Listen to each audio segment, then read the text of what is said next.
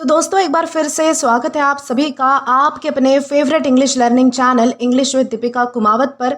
दोस्तों आज के इस वीडियो में हम टॉप 50 वन वर्ड सब्स्टिट्यूशन को डिस्कस करने वाले हैं जो कि आपके एग्जाम्स के लिए बहुत ही ज़्यादा इंपॉर्टेंट है। दोस्तों वन वर्ड सब्स्टिट्यूशन का कंसेप्ट कुछ अलग नहीं है, ये वोकैबलरी के ही वर्ड्स होते हैं, बस क्वेश्चंस पूछने का तरीका अलग हो जाता है एग्जाम में। इसमें आपको जो है वो इंग्लिश मीनिंग दिया जाता है किसी वर्ड का और नीचे जो है वो 4-5 जितने भी ऑप्शंस होते हैं वो दिए जाते हैं और उसमें से आपको जो है वो मीनिंग के अकॉर्डिंग करेक्ट वर्ड चूज करना होता है, यानी कि सब्स्टिट्यूट करना होता है। यही है वन वर्ड सब्स्टिट्यूशन, बहुत ही इजी है, यानी कि हम वोकैबलरी ही डिस्कस करने वाले हैं लेकिन कुछ नए अंदाज में, कुछ अलग अंदाज में।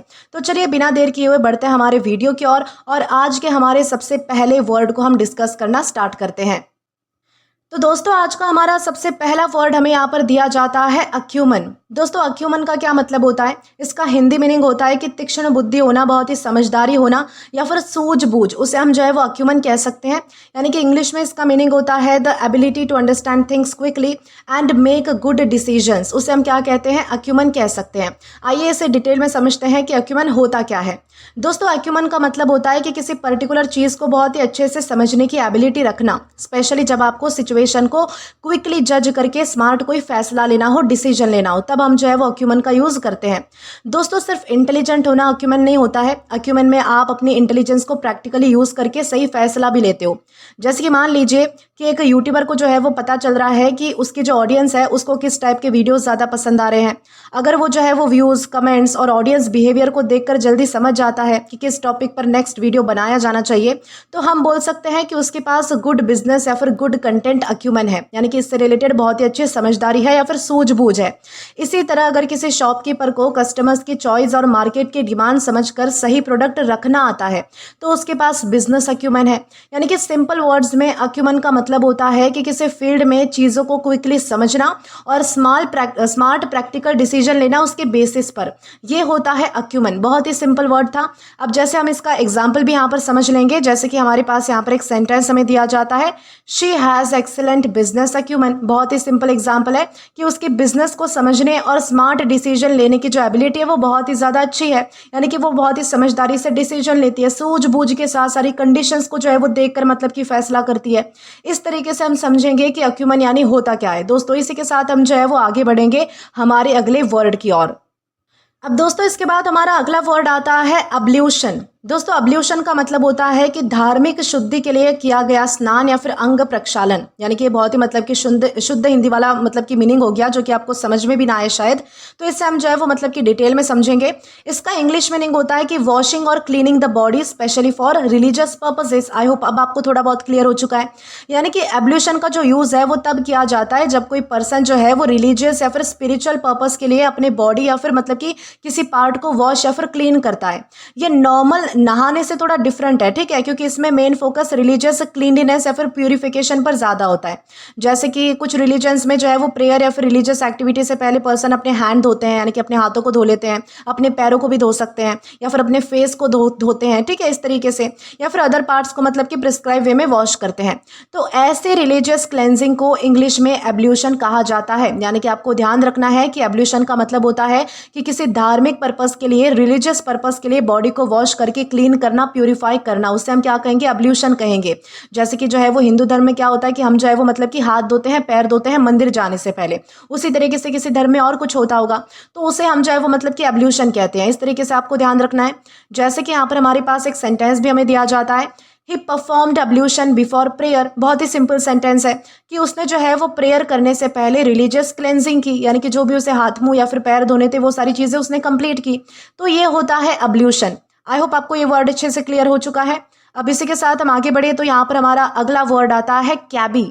दोस्तों कैबी ये वर्ड सुनकर आपको क्या पता चलता है? जैसे कि हम कैब बोलते हैं तो कैबी क्या होगा? टैक्सी चालक होगा। उस कैब को चलाने वाला व्यक्ति, उसे हम कैबी कहते हैं, यानी कि taxi driver, a person who drives a cab और टैक्सी। इस तरीके से हम समझ सकते हैं कि कैबी यानी होता क्या है। यानी कैबी क्या है? तो एक इनफॉर्मल इंग्लिश वर्ड है जो कि मतलब कि टैक्सी ड्राइवर के लिए यूज हो सकता है। जैसे कि हम इसे आप जो है वो एक जेंजी वर्ड समझ लो, जो कि आजकल जो है वो लोग बहुत ज़्यादा यूज़ करते हैं, स्पेशली जो जेंजीज है वो ज़्यादा यूज़ करते हैं, ठीक है, उसे हम कैबी कहेंगे। मतलब जो पर्सन टैक्सी या फिर कैब चलाता है और पैसेंजर्स को उनकी डेस्टिनेशन तक ले जाता है उससे कैजुअली कैबी बोल सकते हैं। जैसे कि अगर मान लीजिए कि आप रेलवे स्टेशन पर कैब बुक करते हो और एक ड्राइवर जो है वो आपको पिक करके जो है वो आपके डेस्टिनेशन तक आपको छोड़ देता है, होटल जाना चाहते हो, घर जाना चाहते हो, कहीं पे भी, तो उस ड्राइवर को कैबी कहा जा सकता है जो कि आपकी कैब को चला रहा है। तो ये जो वर्ड है वो स्पेशली कैजुअल कॉन्वर्जेशन में ज़्यादा सुनने को आपको मिलेगा। जैसे कि आप अपने दोस्तों से बात कर रहे हो या फिर किसी से भी रिश्तेदारों से बात कर रहे हो, तब आप जो है वो कैबी का यूज़ कर सकते हो। लेकिन ऐसा नहीं है कि आप जो है वो मतलब कि टैक्सी ड्राइवर के लिए, कैब ड्राइवर के लिए जो है वो मतलब कि फॉर्मल सिचुएशंस में भी कैबी यूज़ कर लो। तो ये इनफॉर्मल वर्ड है, ये इंपॉर्टेंट चीज़ आपको ध्यान रखनी है। इसको याद रखने का सिंपल तरीका है कि कैब प्लस बाय मतलब कि कैब चलाने वाला पर्सन कैबी, बहुत ही सिंपल है, ठीक है। इस तरीके से आप ध्यान रखिएगा। जैसे कि यहाँ पर हमारे पास नीचे एक सेंटेंस भी हमें दिया गया है इंग्लिश में, the cabbie drove us to the airport, यानी कि टैक्सी ड्राइवर हमें एयरपोर्ट तक लेकर गया, ये इसका मीनिंग होता है, ठीक है। इस तरीके से बहुत ही सिंपल वर्ड था। अब इसी के साथ हम जो है वो आगे बढ़ेंगे हमारे अगले वर्ड की ओर। अब दोस्तों इसके बाद हमारा अगला वर्ड आता है कैप्टर। दोस्तों कैप्टर का क्या मतलब होता है? इसका मतलब होता है पकड़ने वाला, बंदी बनाने वाला। यानी कि कैप्टर का मतलब होता है अ पर्सन हु कैचेस और holds someone as a prisoner, ठीक है। यानी कि कैप्टर का मतलब होता है वो पर्सन जो किसी दूसरे पर्सन को पकड़ लेता है या फिर बंदी बनाकर अपने कंट्रोल में रख लेता है। ये जो वर्ड है वो यूजुअली सीरियस सिचुएशन में ज़्यादा यूज होता है, जैसे किसी पर्सन को जो है वो मतलब कि जोर ज़बरदस्ती करके फोर्सफुली कैप्चर कर लिया गया हो तब। जैसे कि फॉर एग्जाम्पल अगर किसी स्टोरी में कैरेक्टर को किसी ने पकड़ लिया, एक तरीके से अगवा कर लिया और उसे जो है वो फ्रीली जाने नहीं दिया, तो जिस पर्सन ने उसे पकड़ा है ना उसका क्या होगा, यानी कि वो कैप्टर है, यानी कि उसे हम जो है वो कैप्टर कहेंगे। इस तरीके से आपको जो है वो ध्यान रखना है, ठीक है। जैसे कि हम कैप्चर बोलते हैं ना, कैप्चर वर्ड पता होगा आपको, ये होता है पकड़ना। उसी तरीके से जो है वो सिमिलर प्रोनाउंसिंग वर्ड हमारा आता है कैप्टर, यानी कि पकड़ने वाला। इसमें पकड़ने वाला होता है और कैप्चर में पकड़ना होता है। डिफरेंस आपको समझना है, ठीक है। यानी कि इस तरीके से आप जो है वो लिंक करके अपने हिसाब से जो भी आपको मतलब कि सही लगता है अपनी भाषा में, अगर कोई इससे और वर्ड मैच होता हो जिसे आप जो है वो अच्छे से रिकॉल कर पाओ, याद रख पाओ, तो आप वो भी जो है वो मतलब कि कंसिडर कर सकते हैं। मैंने जो मुझे याद आया उस तरीके से मैंने आपको बता दिया, ठीक है। कैप्चर के साथ आप इसे लिंक करके कैप्टर भी समझ सकते हैं, बहुत ही ईजी वर्ड है। अब सेंटेंस देख लेते हैं एक बार। The police arrested the captor, police ने उस पर्सन को अरेस्ट कर लिया जिसने किसी को पकड़ के रखा था, यानी कि कौन था, वो कैप्टर था। इस तरीके से हमने यूज़ किया है कि कैप्टर यानी होता क्या है। अब इसी के साथ हम आगे बढ़ेंगे हमारे अगले वर्ड की ओर। अब दोस्तों इसके बाद हमारा अगला वर्ड आता है बोहेमियन। दोस्तों बोहेमियन का मतलब होता है रूढ़ियों से मुक्त होना, स्वतंत्र और कलात्मक जीवन जीने वाला व्यक्ति। यानी कि बोहेमियन का मतलब होता है a person who lives in an unconventional artistic and free spirited way. यानी कि बोहेमियन का मतलब होता है ऐसा कोई व्यक्ति जो कि सोसाइटी के जो हमारे नॉर्मल रूल्स होते हैं या फिर हमारी जो ट्रेडिशनल लाइफस्टाइल होती है उनको ब्लाइंडली फॉलो नहीं करता है और अपनी लाइफ को अपने यूनिक अंदाज में, यूनिक तरीके से जीना पसंद करता है, ठीक है। ऐसे पर्सन का कनेक्शन ऑफन आर्ट से हो सकता है, म्यूजिक से हो सकता है, लिटरेचर से हो सकता है, क्रिएटिविटी से हो सकता है, फ्रीडम से हो सकता है, ठीक है। फॉर एग्जांपल मान लीजिए कि कोई आर्टिस्ट है जो कि नॉर्मल जो है वो 9 to 5 जो है वो लाइफस्टाइल के बजाय अपनी पेंटिंग, म्यूजिक या फिर राइटिंग को फॉलो करता है और सिंपल मतलब कि सिंपल और अनकन्वेंशनल लाइफस्टाइल इंजॉय करता है और दूसरों के जो ओपिनियंस है उनकी जगह अपनी क्रिएटिविटी और फ्रीडम को इंपॉर्टेंस देता है, तो उसके लाइफस्टाइल को जो है वो बोहेमियन कहा जा सकता है। यानी कि जो अपने आप में जो है वो अपनी चीज़ों को इंजॉय करे, जो हमारे स्टैंडर्ड रूल्स है सोसाइटी के कैसा रहना चाहिए, कैसा सभ्य तरीके से बिहेव करना चाहिए, कैसे कपड़े पहनने चाहिए, क्या करना चाहिए, ये सारी चीज़ों से वो अलग कुछ करता है, तो उसे हम जो है वो बोहेमियन कह सकते हैं, ठीक है। जैसे कि अगर एग्जाम्पल हमारे पास यहाँ पर आता है, बहुत ही सिंपल एग्जाम्पल है कि she lives a bohemian lifestyle, यानी कि वो एक फ्री और आर्टिस्टिक थोड़ा हटके लाइफस्टाइल जीती है। जैसे कि आप इमेज में देख सकते हैं कि लड़की है एक जो कि बहुत ही मतलब कि कितनी आर्टिस्टिक लाइफ जी रही है, उसके कपड़ों में आर्ट दिख रहा है, उसके मेकअप में आर्ट दिख रहा है, उसके आसपास आर्ट हमें दिखाई दे रहा है, यानी कि वो जो है वो मतलब कि सोशल नॉर्म से कुछ अलग हटकर जी रही है। ये होता है बोहेमियन लाइफस्टाइल जीना, ठीक है। इस तरीके से आई होप आपको अच्छे से क्लियर हो चुका है कि इस वर्ड का मीनिंग क्या होता है। दोस्तों इसी के साथ हम जो है वो आगे बढ़ेंगे हमारे अगले वर्ड की ओर। अब दोस्तों इसके बाद हमारा अगला वर्ड आता है कैशे। दोस्तों कैशे का क्या मतलब होता है? इसका मतलब होता है संग्रहित अस्थायी भंडार, अस्थायी रूप से सुरक्षित रखा गया डेटा, उसे हम क्या कहते हैं? कैशे हम उसे कहते हैं। यानी कि कैशे का मतलब होता है a place where data is stored temporarily for quick access. यानी कि कैशे को सिंपल लैंग्वेज में समझिए तो जैसे कि मान लीजिए कि ये एक जो है वो टेम्पररी स्टोरेज होता है जहाँ पर कंप्यूटर, फोन या फिर ब्राउजर कुछ इन्फॉर्मेशन मतलब कि टेम्पररीली अस्थायी रूप से जो है वो सेव करके रखते हैं, ताकि जब वही चीज़ दोबारा चाहिए हो तो उसे जो है वो क्विकली यानी कि जल्दी से एक्सेस किया जा सके। जैसे कि फॉर एग्जांपल मान लीजिए कि जब आप किसी वेबसाइट को ओपन करते हो, ब्राउजर उस वेबसाइट की कुछ फाइल्स को जो है वो टेम्पररी स्टोर कर सकता है। जब आप सेम वेबसाइट दोबारा ओपन करते हो तो कुछ डेटा ऑलरेडी सेव्ड होने की वजह से तेज जो है वो फास्टर लोड हो सकता है। तो इसी तरह ऐप्स भी जो है वो कुछ इन्फॉर्मेशन कैशे में मतलब कि रख सकती है। इस तरीके से जो है वो आपको ध्यान रखना है। यानी कि सिंपल वर्ड्स में इसे कैसे ध्यान रखना है कि कैशे का मतलब होता है टेम्पररी जगह जहां पर फ्रिक्वेंटली नीडेड डेटा को फास्ट एक्सेस के लिए सेव करके रखा जाता है। बहुत ही सिंपल है, ठीक है। जैसे कि यहाँ पर हमारे पास एक सेंटेंस भी हमें दिया गया है, the browser stores images in its cache, यानी कि ब्राउजर जो है वो इमेजेस को अपनी टेम्पररी स्टोरेज में सेव करके रखता है। इस तरीके से समझा हमने, बहुत ही सिंपल वर्ड था। अब इसी के साथ हम जो है वो आगे बढ़ेंगे हमारे अगले वर्ड की ओर। अब दोस्तों इसके बाद हमारा अगला वर्ड आता है सेलिब्रेट। दोस्तों सेलिब्रेट का मतलब होता है ब्रह्मचर्य का पालन करने वाला।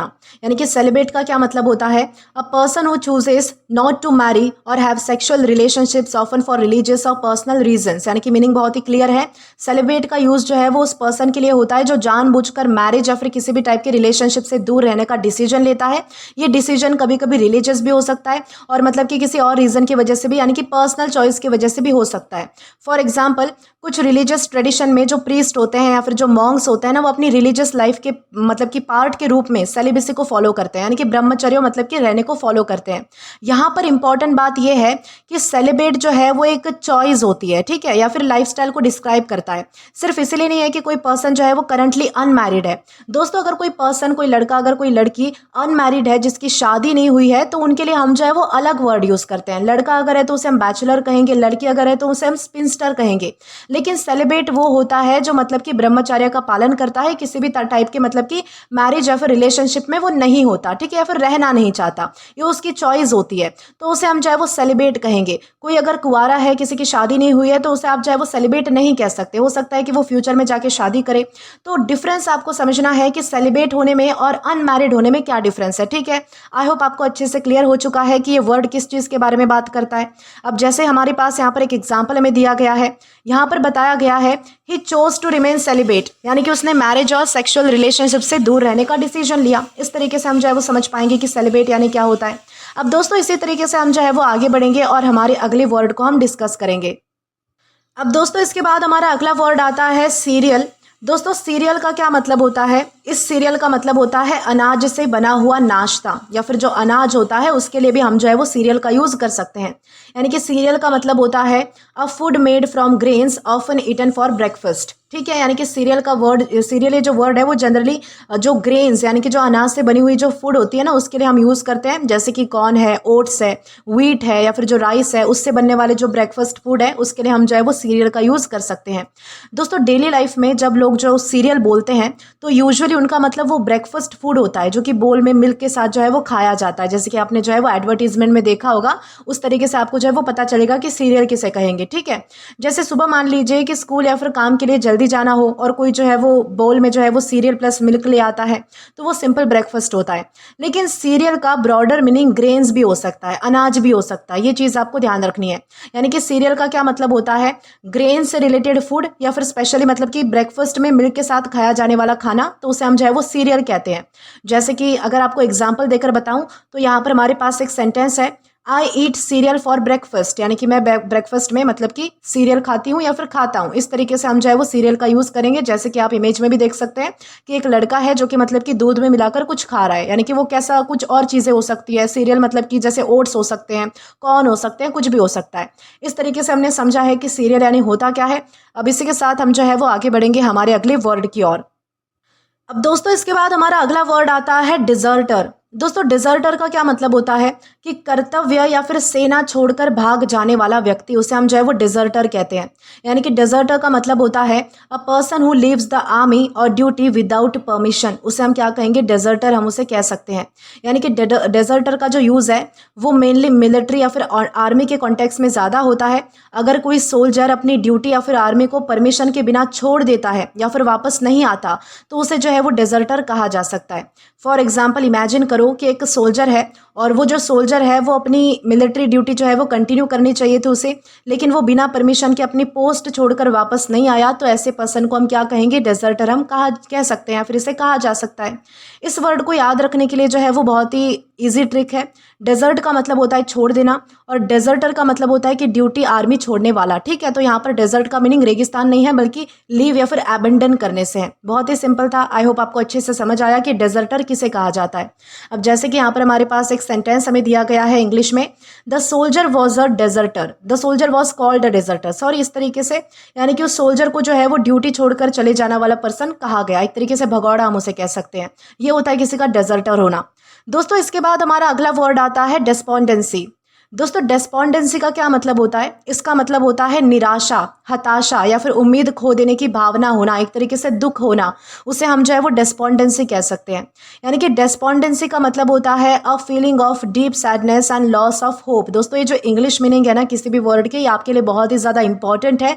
यही एग्जाम में जो है वो आपको क्वेश्चन के तौर पर दिए जाते हैं और फिलिंग द ब्लैंक्स दी जाती है, या फिर आपको इंस्ट्रक्शन दिया जाता है कि नीचे दिए गए वर्ड्स में से आपको इस मीनिंग के अकॉर्डिंग एक वर्ड जो है वो ढूंढ कर निकालना है। तो ये जो इंग्लिश वाले मीनिंग है आप इन्हें बहुत ही अच्छे से समझिए, बहुत ही रिवाइज करिए, यानी कि बहुत अच्छे से आपको रिवाइज करना है, समझना है, ताकि आप जो है वो जल्दी से ढूंढ सको कि किस वर्ड का मीनिंग क्या है। ठीक है, तो हम डेस्पोंडेंसी समझ रहे थे, तो यहाँ पर हमने समझा है a feeling of deep sadness and loss of hope, तो उसे हम जो है वो डेस्पोंडेंसी कह सकते हैं।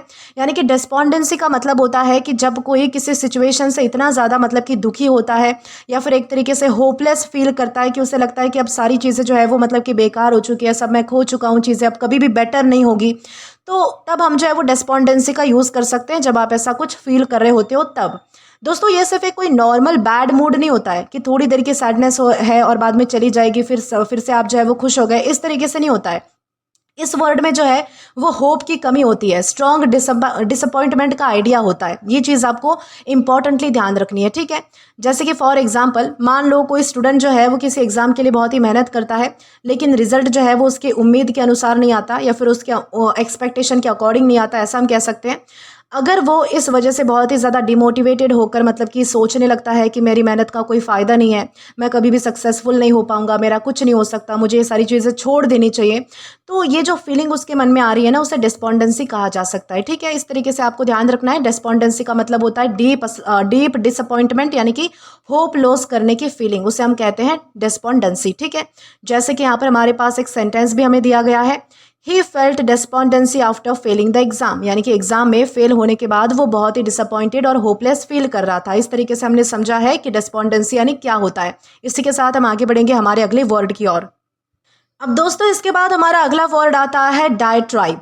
दोस्तों डायट्राइब का मतलब होता है कड़ी और गुस्से भरी आलोचना, यानी कि तीखा भाषण भी जिसे हम कह सकते हैं वो होता है डायट्राइब।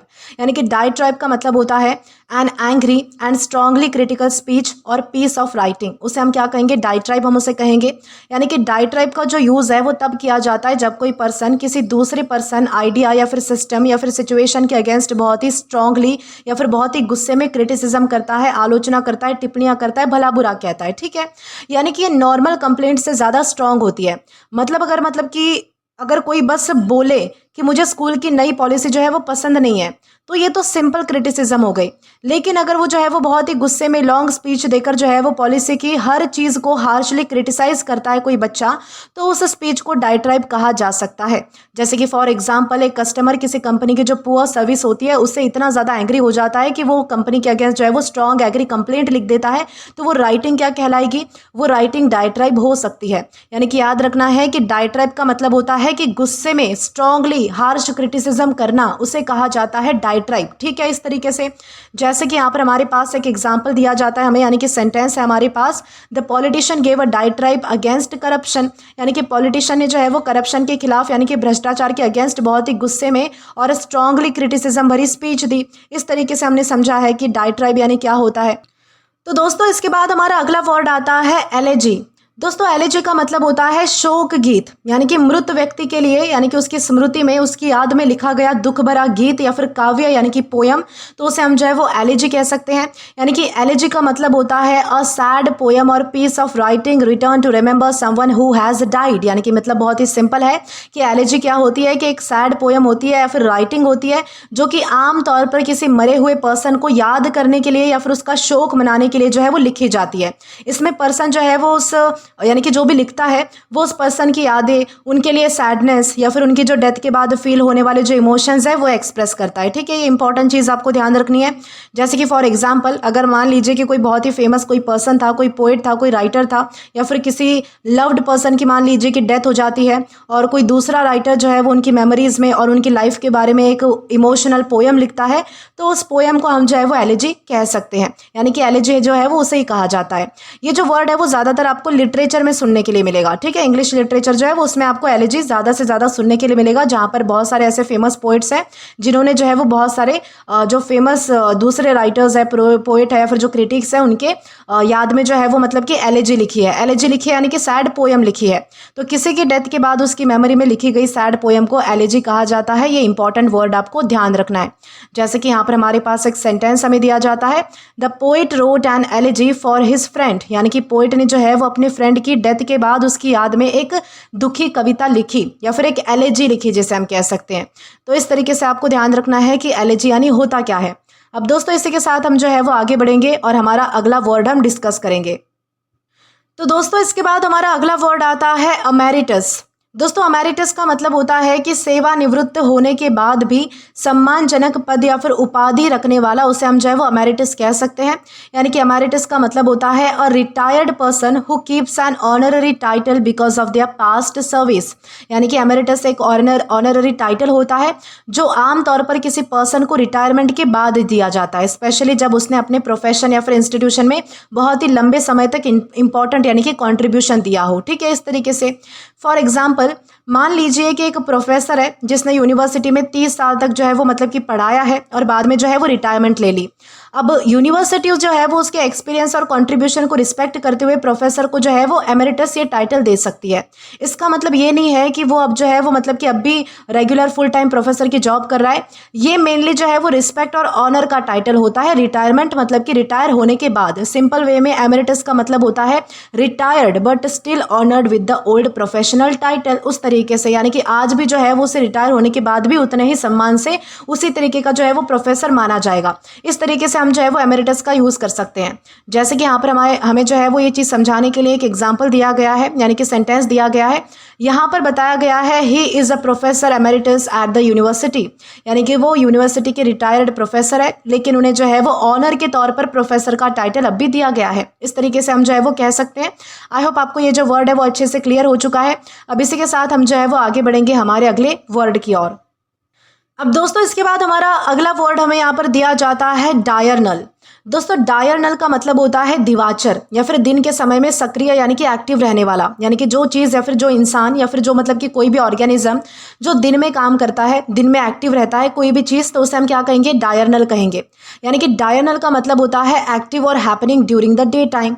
यानी कि डायरनल का यूज़ जो है वो हम उन एनिमल्स के लिए कर सकते हैं, उन प्लांट्स के लिए कर सकते हैं, उन एक्टिविटीज़ या फिर उन प्रोसेसेस के लिए कर सकते हैं जो मेनली जो है वो दिन के समय में एक्टिव या फिर ऑकर होते हैं। जैसे कि ह्यूमंस यानी कि हम इंसान जनरली दिन में एक्टिव रहते हैं और रात को क्या करते हैं, हम सो जाते हैं। इसलिए ह्यूमंस को जो है वो ब्रॉडली डायरनल कहा जा सकता है। बर्ड्स भी जो है वो मतलब कि आमतौर पर सुबह से शाम तक एक्टिव रहते हैं, यानी कि खाना ढूंढते हैं, फ्लाई करते हैं, तो बर्ड्स भी जो है वो डायरनल हुए। इसका अपोजिट क्या होता है, इसका अपोजिट जो है वो नॉक्टर्नल होता है, जिसका मतलब होता है रात में एक्टिव रहना। ठीक है, ये चीज़ भी आपको ध्यान रखनी है। नॉक्टर्नल कौन होता है, जैसे कि आपने चमगादड़ देखा होगा, या फिर जो उल्लू होता है आउल, वो भी नॉक्टर्नल होता है, जो कि दिन में रेस्ट करता है या फिर दिन में उसे दिखाई नहीं देता इन दोनों भी ऑर्गेनिज्म को। तो ये जो है वो मतलब कि रात में एक्टिव रहते हैं। तो डायरनल एंड नॉक्टर्नल दोनों अपोजिट है। डायरनल का मतलब होता है दिन में एक्टिव रहने वाला, नॉक्टर्नल का मतलब होता है नाइट में एक्टिव रहने वाला। ठीक है, बहुत ईजी था। जैसे कि अब एग्जाम्पल हम देख लेते हैं, मोस्ट ह्यूमंस आर डायरनल। यहाँ पर एग्जाम्पल बहुत ही सिंपल है कि ज़्यादातर जो मतलब कि लोग हैं या फिर जो ह्यूमंस है, इंसान है, वो दिन के टाइम में ही एक्टिव रहते हैं। ज़्यादातर यहाँ पर बोला गया है क्योंकि कुछ ऐसे भी लोग हैं जो रात के समय में भी काम करते हैं, लेकिन ज़्यादातर मेजॉरिटी किसकी है, तो डायरनल है, यानी कि मतलब कि मेजॉरिटी दिन में काम करने वालों की ही है। इसलिए हमने जो है वो मतलब कि मोस्ट ह्यूमंस आर डायरनल कहा है। इस तरीके से आई होप आपको अच्छे से क्लियर हो चुका है कि डायरनल यानी क्या होता है। अब इसी के साथ हम जो है वो आगे बढ़ेंगे हमारे अगले वर्ड की ओर। अब दोस्तों इसके बाद हमारा अगला वर्ड आता है एस्पियोनाज। दोस्तों इसे एस्पियोनेज भी कहा जाता है, एस्पियोनाज भी कहा जाता है, तो जैसा आप प्रोनाउंस कर सको उस तरीके से। तो एस्पियोनाज का मतलब होता है जासूसी या फिर मतलब कि गुप्त जानकारी हासिल करने की गतिविधि, उसे भी जो है वो एस्पियोनाज कहा जा सकता है। यानी कि एस्पियोनाज का मतलब होता है the practice of secretly collecting information specially for a government और ऑर्गेनाइजेशन। यानी कि एस्पियोनाज का मतलब होता है कि बहुत ही मतलब कि छुपके या फिर सीक्रेटली किसी इंपॉर्टेंट या फिर कॉन्फिडेंशियल इन्फॉर्मेशन को कलेक्ट करना, जमा करना, आमतौर पर किसी गवर्नमेंट, मिलिट्री या फिर ऑर्गेनाइजेशन के लिए। ठीक है, ये काम किसके लिए किया जाता है? तो या तो सरकार के लिए किया जा सकता है, मिलिट्री के लिए किया जा सकता है, या फिर किसी संगठन के लिए भी जो है वो किया जा सकता है। इसमें क्या होता है कि इन्फॉर्मेशन को जो है वो बहुत ही छुपा कर गैदर किया जाता है, बहुत ही सीक्रेटली, किसी को पता ना चले ऐसे तरीके से जो है वो मतलब कि जुटाया जाता है, ऑफन विदाउट द नॉलेज और परमिशन ऑफ अदर साइड। इस तरीके से ये चीज़ भी आपको ध्यान रखनी है कि इसमें जो है वो सामने वाले को बिल्कुल भी खबर नहीं होती है कि आप उसकी इन्फॉर्मेशन चुरा रहे हो या फिर ले रहे हो। ये भी चीज़ इंपॉर्टेंट है। जैसे कि फॉर एग्जाम्पल मान लीजिए कि अगर एक कंट्री का जो स्पाई है वो सीक्रेटली किसी दूसरी कंट्री की मिलिट्री प्लान्स या फिर जो कॉन्फिडेंशियल इन्फॉर्मेशन होती है उसके बारे में इन्फॉर्मेशन कलेक्ट करता है, उनको बिना खबर पड़े या फिर उनको बिना पता चले, तो उस एक्टिविटी को एस्पियोनाज कहा जा सकता है। ये जो वर्ड है वो कहाँ कहाँ पर यूज़ होता है? मोस्टली पॉलिटिक्स में आपको यूज़ होता हुआ दिखाई देगा, मिलिट्री, इंटेलिजेंस या फिर जो इंटरनेशनल अफेयर्स होते हैं ना, उनके कॉन्टेक्स्ट में आपको जो है ये वर्ड ज़्यादा सुनने के लिए मिल सकता है। तो इस तरीके से आपको समझना है कि एस्पियोनाज यानी होता क्या है। ठीक है, जैसे कि यहाँ पर हमारे पास एक एग्जाम्पल दिया जाता है, the agent was accused of espionage, यानी कि उस एजेंट पर सीक्रेट इन्फॉर्मेशन कलेक्ट करके जासूसी करने का जो है वो इल्ज़ाम लगाया गया था या फिर लगा हुआ था। इस तरीके से हम समझेंगे कि एस्पियोनाज यानी होता क्या है। अब दोस्तों इसी के साथ आगे बढ़ते हैं, तो यहाँ पर हमारे पास दूसरा वर्ड आता है एरुडाइट। एरुडाइट का क्या मतलब होता है? विद्वान या फिर बहुत अधिक ज्ञान रखने वाला, जिसके पास ज्ञान का भंडार है, उसे हम जो है वो ऐसे व्यक्ति को हम एरुडाइट कहते हैं। यानी कि एरुडाइट का मतलब होता है very knowledgeable, specially because of extensive study और स्टडी एंड लर्निंग। इस तरीके से हम समझेंगे। यानी कि एरुडाइट का जो यूज़ है वो किसी ऐसे पर्सन के लिए होता है जो किसी सब्जेक्ट या फिर मल्टीपल सब्जेक्ट के बारे में बहुत ही डीप नॉलेज रखता हो, स्पेशली बिकॉज यानी कि उसने जो है वो काफ़ी स्टडी और लर्निंग की है, इस वजह से उसके पास जो है वो बहुत ज़्यादा नॉलेज है, बहुत ज़्यादा वो ज्ञान रखता है किसी चीज़ के बारे में। तो ऐसे व्यक्ति को हम जो है वो एरुडाइट कह सकते हैं। ये सिर्फ दोस्तों इंटेलिजेंट होने से थोड़ा डिफरेंट है। फॉर एग्जाम्पल अगर कोई प्रोफेसर है जो हिस्ट्री, लिटरेचर, फिलॉसफी के बारे में जो है वो डीपली पढ़ा हुआ है और किसी टॉपिक पर बहुत ही डिटेल्ड या फिर नॉलेजेबल डिस्कशन कर सकता है, तो हम जो है वो उसे एरुडाइट पर्सन कह सकते हैं। इमेजिन करो कि क्लास में टीचर जो है वो कोई डिफिकल्ट हिस्टोरिकल टॉपिक जो है वो डिस्कस कर रहे हैं और एक जो बच्चा है वो उस टॉपिक का जो बैकग्राउंड है, इंपॉर्टेंट इवेंट्स या फिर जो डिफिकल्ट या फिर जो डिफरेंट पॉइंट ऑफ व्यूज़ है उनके बारे में जो है वो कॉन्फिडेंटली एक्सप्लेन कर देता है, तो उसकी नॉलेज को एरुडाइट कहा जा सकता है। ठीक है, इस तरीके से आपको ध्यान रखना है। यानी कि हाईली एजुकेटेड, डीपली नॉलेजेबल, ये सारे जो है वो इसके मीनिंग्स होते हैं किसके? तो एरुडाइट के। जैसे कि हमारे पास यहाँ पर एक सेंटेंस दिया गया है इंग्लिश में, she is an erudite scholar, यानी कि वो एक बहुत ही नॉलेजेबल और हाईली एजुकेटेड स्कॉलर है। इस तरीके से हम समझेंगे कि एरुडाइट यानी होता क्या है। यानी कि उसके पास जो है वो बहुत सारा ज्ञान है किसी चीज़ के बारे में, अलग अलग फील्ड के बारे में वो बहुत ज़्यादा ज्ञान रखती है। इस तरीके से हम जो है वो एरुडाइट का यूज़ कर सकते हैं। आई होप आपको अच्छे से क्लियर हो चुका है ये वर्ड। अब इसी के साथ हम आगे बढ़ेंगे हमारे अगले वर्ड की ओर। अब दोस्तों इसके बाद हमारा अगला वर्ड आता है फास्टिडियस। दोस्तों फास्टिडियस का मतलब होता है कि बहुत अधिक सावधान और बारीकी से चीज़ों को सही रखने वाला। ठीक है, यानी कि जो बारीक बारीक चीज़ों पर बहुत ही ज़्यादा ध्यान देता है उसे हम जो है वो फास्टिडियस कह सकते हैं। यानी कि फास्टिडियस का मतलब होता है very careful about details, cleanliness and correctness. इस कॉन्टेक्स्ट में हम जो है वो फास्टिडियस का यूज़ करेंगे। आइए डिटेल में समझते हैं कि फास्टिडियस कैसा होता है या फिर इसका मीनिंग क्या होता है। दोस्तों फास्टिडियस का जो यूज़ है वो ऐसे किसी व्यक्ति के लिए होता है जो छोटी छोटी जो मतलब की डिटेल्स होती है उनको भी बहुत ही सीरियसली लेता है और चाहता है कि हर चीज़ बिल्कुल प्रॉपर हो, नीट हो और करेक्ट हो। यानी कि ऐसा जो पर्सन है वो अपने काम में इजीली सेटिस्फाइड नहीं होता और मिस्टेक या फिर मेस को क्विकली जो है वो नोटिस कर लेता है। उसे जो है वो मतलब कि छोटी सी भी गलती बिल्कुल मतलब कि वो स्टैंड नहीं कर सकता। ये चीज़ आपको ध्यान रखनी है। जैसे कि फॉर एग्जाम्पल मान लीजिए कि एक बच्चा है, एक स्टूडेंट है जो कि अपने नोट्स बनाते टाइम जो है वो हेडिंग, स्पेलिंग, स्पेसिंग या फिर जो हैंडराइटिंग है इन सारी चीज़ों को प्रॉपरली अरेंज करता है। ठीक है, और जब तक जो है वो सब कुछ नीट ना लगे तब तक वो सेटिस्फाइड नहीं होता उस चीज़ को लेकर, बार बार वो करता ही जाता है। ठीक है, जब तक उसे जो है वो परफेक्ट ना लगे, तो हम उसे जो है वो फास्टिडियस कह सकते हैं। इसी तरह अगर कोई पर्सन अपने रूम को एक्सट्रीमली क्लीन रखता है, हर चीज़ को एग्जैक्टली उसकी जगह पर रखता है, कोई मैस उसके रूम में आपको नहीं मिलेगा, तो वो मतलब कि वो पर्सन भी कैसा है? फास्टिडियस हो सकता है। ठीक है, फास्टिडियस का मतलब होता है very particular about small details plus neatness plus correctness, यानी कि ऐसा पर्सन जो छोटी छोटी डिटेल्स को लेकर मतलब कि किसी चीज़ के साफ सुथरे होने को लेकर, अरेंज्ड होने को लेकर, ऑर्गेनाइज होने को लेकर बहुत ही ज़्यादा जो है वो मतलब कि सावधान रहता है, बहुत ही कॉशियस रहता है, तो उसे हम जो है वो फास्टिडियस कह सकते हैं। जैसे कि यहाँ पर हमारे पास एक एग्जाम्पल हमें दिया गया है, she is fastidious about her work, यानी कि वो अपने काम की छोटी छोटी डिटेल्स को लेकर बहुत ही पर्टिकुलर है और चाहती है कि सब कुछ बिल्कुल करेक्ट हो। इस तरीके से हमने समझा है कि फास्टिडियस यानी क्या होता है। अब इसी के साथ हम जो है वो आगे बढ़ेंगे हमारे अगले वर्ड की ओर। अब दोस्तों इसके बाद हमारा अगला वर्ड हमें यहाँ पर दिया जाता है फेलेनी। दोस्तों फेलेनी का मतलब होता है गंभीर अपराध या फिर संगीन अपराध, उसे हम जो है वो फेलेनी कहते हैं। यानी कि फेलेनी का मतलब होता है a serious crime usually punishable by a severe legal penalty. ठीक है, यानी कि फेलेनी एक सीरियस टाइप का क्या होता है, अपराध होता है, यानी कि क्राइम होता है। ये ऑर्डिनरी या फिर माइनर ऑफेंस से थोड़ा ज़्यादा सीरियस माना जाता है और इसके लिए जो है वो लॉ के अकॉर्डिंग यानी कि कानून के अकॉर्डिंग जो है वो स्ट्रिक्ट पनिशमेंट यानी कि सज़ा भी हो सकती है। ये जो वर्ड है वो specially American English legal system में कॉमनली यूज़ होता है। फॉर एग्जाम्पल, अगर किसी ने जो है वो बहुत ही सीरियस क्राइम कर दिया है और केस में जो है वो हैवी लीगल पनिशमेंट हो सकती है, तो उस क्राइम को जो है वो फेलेनी कहा जा सकता है। इसको सिंपल वे में समझिए, माइनर ऑफेंस क्या होता है, छोटा लीगल वायलेशन होता है, जबकि फेलेनी क्या होती है, सीरियस क्राइम होती है। डिफरेंस आपको समझना है कि छोटा अपराध कैसा होता है और फेलेनी कैसी होती है। यानी कि याद रखने के लिए बस आपको इतना ध्यान रखना है कि फेलेनी का मतलब होता है वेरी सीरियस क्राइम, इस तरीके से। ठीक है, जैसे कि यहाँ पर हमारे पास एक एग्जाम्पल भी हमें दिया जाता है, he was charge with a felony, यानी कि उस पर एक सीरियस क्राइम करने का लीगल चार्ज यानी कि मतलब कि आरोप लगाया गया है। इस तरीके से हमने समझा है कि फेलेनी यानी क्या होता है। अब दोस्तों इसी के साथ आगे बढ़ते हुए अगला वर्ड यहाँ पर हमारे पास आता है ग्लैडिएटर। दोस्तों ग्लैडिएटर का मतलब होता है कि प्राचीन रोम का वह योद्धा जो दर्शकों के सामने युद्ध करता था। ठीक है, यानी कि ग्लैडिएटर किसे कहा जाता है, ग्लैडिएटर का मतलब होता है a trained fighter who fought in public contest in ancient Rome. यानी कि ग्लैडिएटर एक जो है वो मतलब कि ट्रेनिंग दिया हुआ फाइटर होता था जो कि एंशियंट रोम में पब्लिक एंटरटेनमेंट के लिए यानी कि मनोरंजन के लिए ऑर्गेनाइज्ड फाइट्स में पार्टिसिपेट करता था।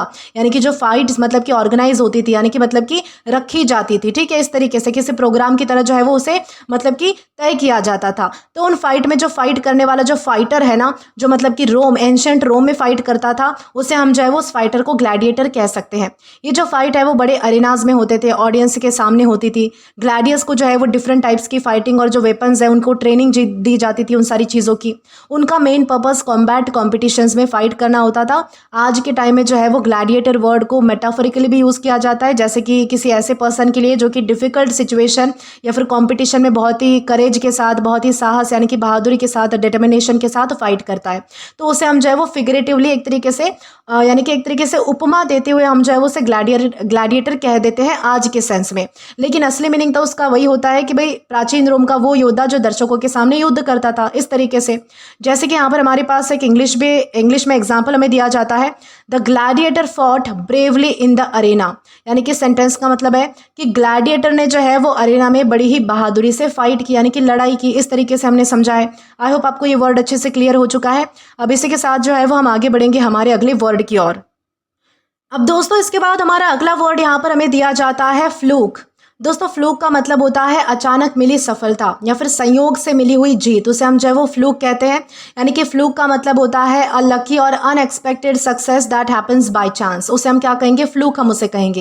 यानी कि फ्लूक का मतलब होता है कि जब कोई जो मतलब कि सक्सेस है, कोई सफलता या फिर कोई जो अचीवमेंट है, वो मेनली आपको लक या फिर चांस की वजह से मिल जाए, ना कि प्रॉपर प्लानिंग या फिर आपकी मेहनत या फिर स्किल की वजह से, तो उसे हम जो है वो फ्लूक कह सकते हैं। जैसे कि एग्जाम्पल से इसे समझते हैं, मान लीजिए कि कोई बच्चा है, कोई स्टूडेंट है जो कि नॉर्मली जो है वो मैथ्स में एवरेज है, लेकिन एग्जाम में एक डिफिकल्ट क्वेश्चन का आंसर उसने जो है वो गेस करके ही सही कर दिया। तो अगर वो क्वेश्चन उसके मार्क्स के लिए इंपॉर्टेंट था तो हम कह सकते हैं कि भाई उसे सक्सेस जो है वो मतलब कि उसकी जो सक्सेस थी वो फ्लूक थी। सिमिलरली क्रिकेट में कोई प्लेयर जो है वो एक डिफिकल्ट शॉट एक्सीडेंटली हिट कर देता है और बॉल जो है वो बाउंड्री के बाहर चली जाती है, तो अगर ये मेनली लक की वजह से हुआ, यानी कि अगर उसके पास इस चीज़ को करने की स्पेशल एबिलिटी नहीं है, कोई स्किल नहीं है, उसने ये चीज़ सीखी नहीं है, बल्कि आज पहली बार जो है वो तुक्के से हो गई, तो एक्सीडेंटली हो गई। ठीक है, लक से हो गई, बाय चांस हो गई, तो तब हम कह सकते हैं इट वॉज अ फ्लूक। यानी कि याद रखिए कि फ्लूक का मतलब ये नहीं है कि पर्सन कभी कभी टैलेंटेड नहीं है, बस पर्टिकुलर रिजल्ट जो है वो चांस से हो गया है, उसके पास उस चीज़ को करने की स्पेशल ट्रेनिंग नहीं है। आप अगर दूसरी बार बोलोगे उसे कि ये सेम चीज़ मुझे करके बताओ तो वो नहीं कर पाएगा, क्योंकि वो चीज़ जो है वो बाय चांस हुई होती है या फिर लक से हुई होती है। तो ऐसी चीज़ों को हम जो है वो फ्लूक कहेंगे, ठीक है। इस तरीके से आपको ध्यान रखना है। जैसे कि मैं कह सकती हूँ, यहाँ पर हमारे पास एक सेंटेंस भी दिया जाता है, his victory was a fluke, यानी कि उसकी जो जीत थी, उसकी जो विक्ट्री थी, वो मेनली लक के वजह से या फिर चांस की वजह से उसे मिली थी, यानी कि तुक्के से मिली थी। इस तरीके से हम जो है वो फ्लूक का यूज़ कर सकते हैं। आई होप आपको अच्छे से समझ आ चुका है कि फ्लूक यानी होता क्या है। अब दोस्तों इसके बाद हमारा अगला वर्ड आता है फ्लाउंडर। दोस्तों फ्लाउंडर का मतलब होता है संघर्ष करना, स्ट्रगल करना, या फिर किसी काम में जो है वो कठिनाई के कारण ठीक से आगे ना बढ़ पाना, तो उसे हम जो है वो फ्लाउंडर करना कह सकते हैं।